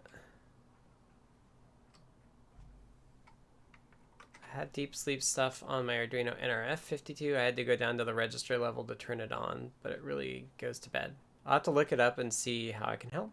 That would be awesome. I think having good deep sleep in CircuitPython is a huge game changer, because most of the time you have to go to the register level. But what CircuitPython has going for it is that it's CircuitPython that's keeping track of what is being used right now, which means that it can be really aggressive in turning things off because it knows what you're using. Whereas in like C code, you have to, in C code, you kind of like, you write the C code and you have to write what can be turned off or on. But because CircuitPython's more dynamic, it can also be more dynamic in power. So I think has a huge potential. There are two different things that can come out of this. It can, I was looking at it here. So it says init can either give you success, busy, meaning the pin is already used. But I think that's going to be very unlikely given that CircuitPython tracks pin usage already.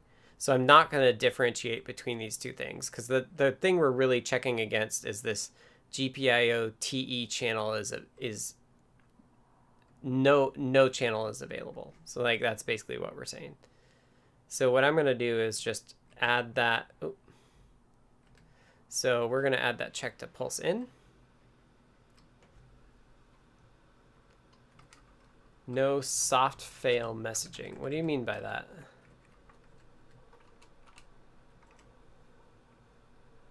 What do you mean by soft fail? Yep, have to keep track of everything. Well, yeah, that's why like CircuitPython does that for you, which I think is really, can be hugely beneficial.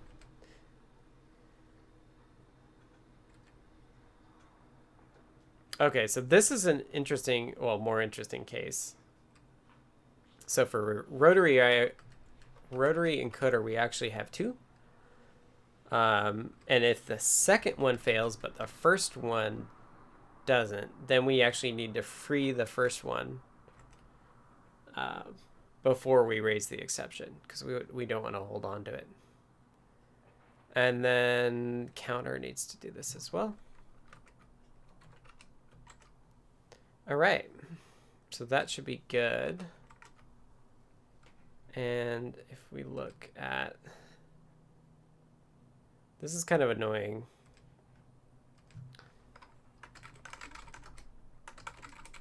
I'm just gonna cheat and amend my last commit. And now I can kind of see it all in one place. So here we can see like, okay, in pin alarm, we're deleting this complete reset, which I guess we need pin alarm to check too. Does pin alarm check? Pin alarm. It doesn't.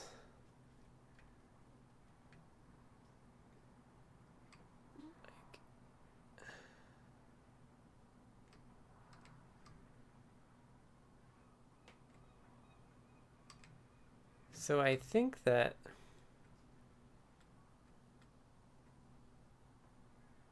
because it does its own stuff, which might still be a problem.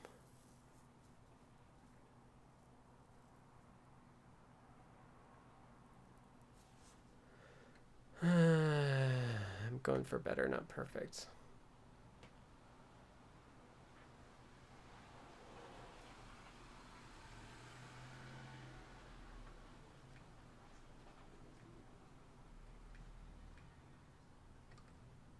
But it's actually, well, I guess it is. So it's doing this in init.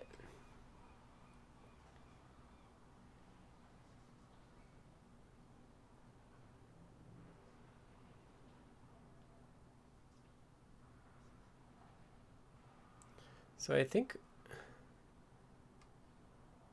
we actually want to move this.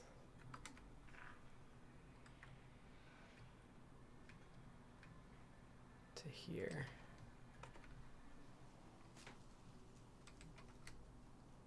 And I guess we need config too.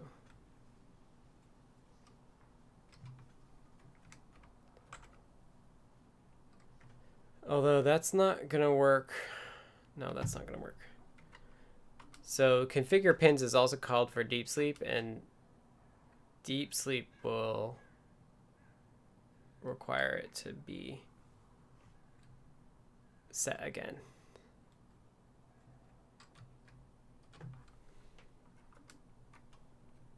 So what I think I actually want is if there's a way to just check.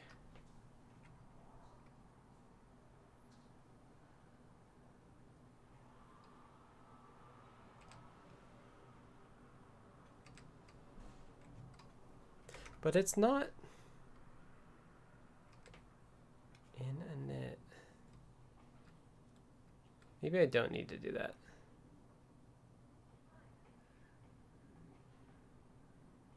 I don't know. Don't know. I think I'm gonna cheat and not solve that. I'm gonna leave that be. So we're not going to correctly check for pin alarm. Don't tell anyone. We weren't before, so not worried about it. So for counter, we're now checking correctly. We'll say all channels in use with a runtime error. And then, so for processor, I didn't fully explain this. So this is the change that allows us to correctly say that we woke from deep sleep, even though it's I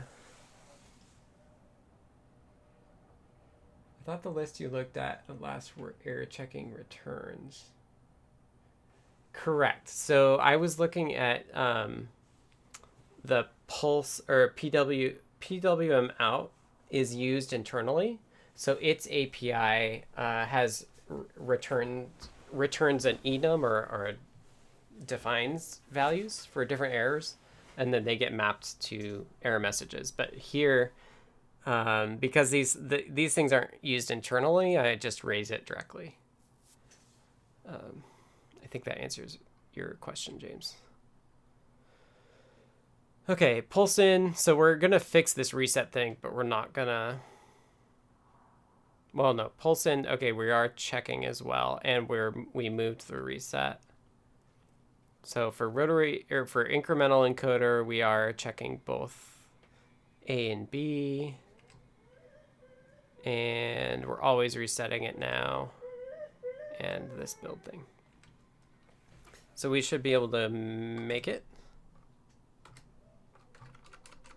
And load it on here. So I've got a yay, glad I understood you, James. So here's my Feather NRF52840, which is not the right one. There's one on my desk here that I was using. And I've got these fancy 2 wires that I touch together as a way to wake it up. And apparently I haven't built here yet, so I need to source that.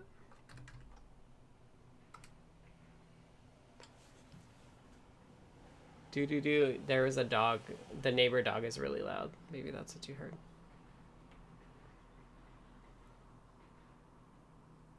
Implicit declaration. All right, let's figure out. I think it's in Pi runtime, actually. So that's for counter. So in counter, we'll do include. Oh, it doesn't have a license header. Pi runtime.h, I think. It might have been me. I need a featherwing with 1 large button.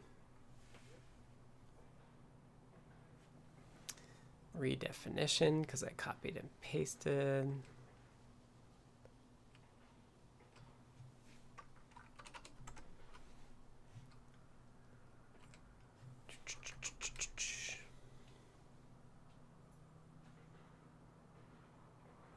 So we'll test this and then I'll go to PR out and people can tell me I didn't do it quite right.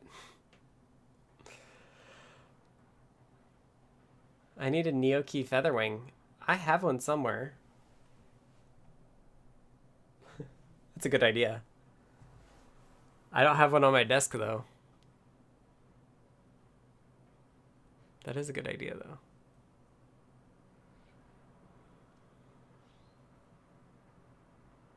Why have a fancy featherwing when I just need 2 wires? And yeah, Mr. Dalgard points out that there is a user button. Which there is. Again. Too hard. I like my wires. If I used the button, I would have had to figure out how it was connected. Okay. Ports NRF. Build. Plug it in.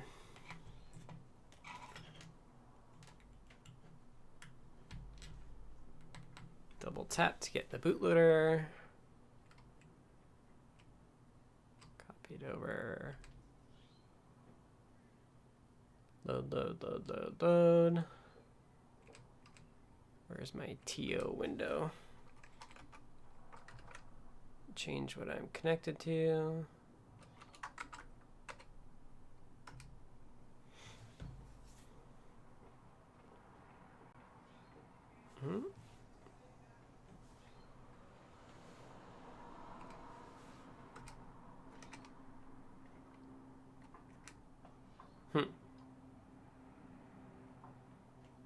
It's blinking 2 red like it crashed, which it should have done. But TO's not seeing any output.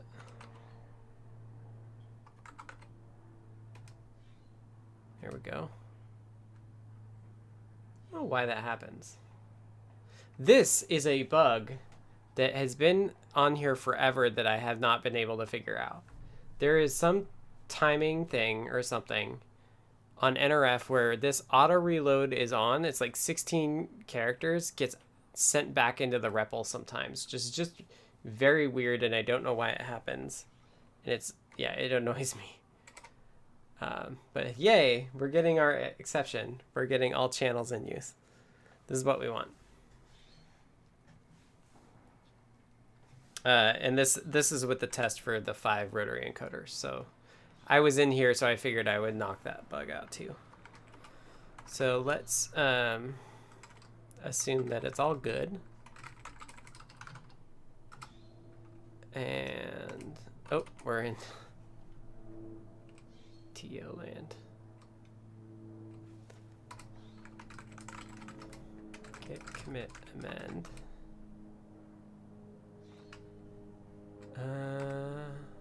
Crashes. Checking. Everything is okay. Fixes. It fixes this one. 5240. And it fixes this one as well. 5211.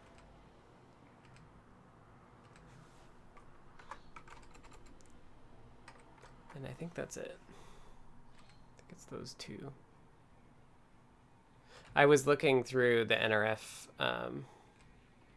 issues earlier, and I actually was able to close a couple other ones too. I like this theme, Pierre. This is neat.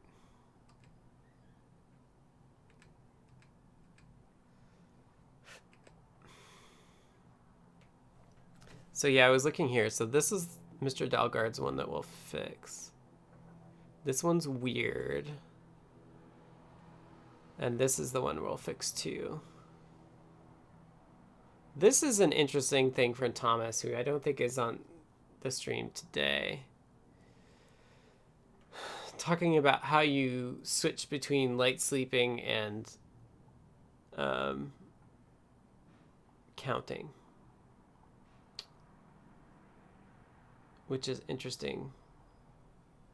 I think we may need to blur the lines a bit, and maybe like you could sleep on key matrices or something, because that's what it's used for, I think. This sleep thing I'm not gonna look at.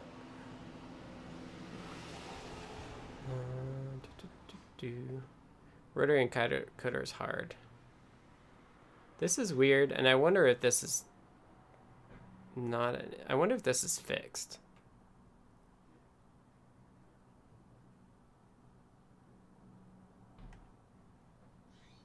I don't know. There's lots of issues.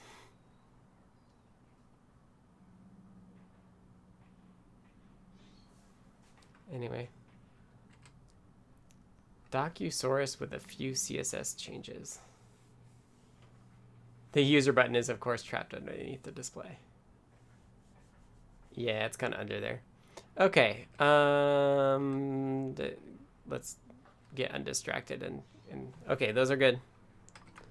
Ship it.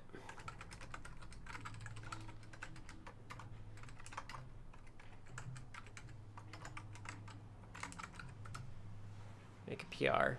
Y'all can test it and tell me I didn't fix it.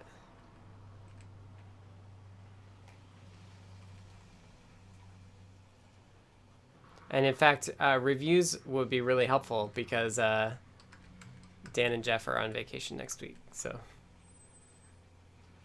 now's a great time to get more reviewers. And let me just label it. It's not Beely. What am I thinking? CircuitPython API. NRF. Enhancement. Milestone 7. Great. Now if we look at our issues list again for 7, we can see that we have 5 open. 3 of them have pull requests.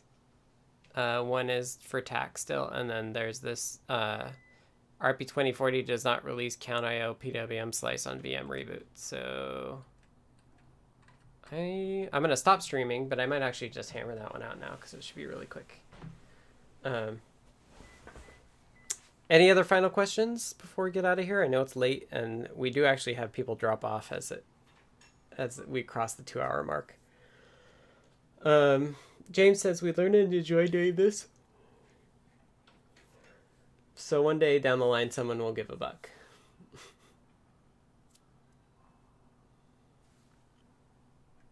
Docusaurus, I'll have to look at that. Yeah, walk is a good idea, doctor. I might actually do that too. All right. Have a good weekend, everybody. Let me just recap quickly the spiel. I'm sponsored by Adafruit to work on CircuitPython. If you want to support them and by extension me, please go to adafruit.com and purchase some hardware there. I think there are AdaBox spots as well, so take a look at those. If you want to chat with me and a lot of others outside of the span of a stream, make sure you're on the Discord server by going to the URL adafru.it/discord. Deep dives happen every week, 2 p.m. Pacific on Fridays. Next week will be on Friday as well. And I think that's it. I like that Doctor put a Discord link in the Discord. Keithy says, James says, thank you. Minnesota Mentat, Nerdoc, thank you all. I'll pet the cat and get out of here. Thanks again. And thank you to David, DCD, for taking notes. Really appreciate it. And I hope your vacation was good. All right. Time to wake the cat up. Did you know I was going to come pet you? I need your nails clipped.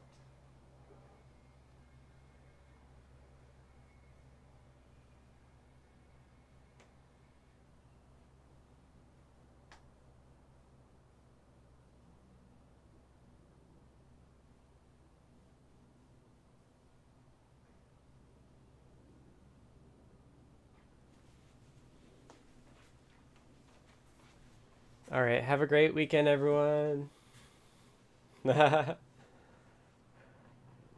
Bye.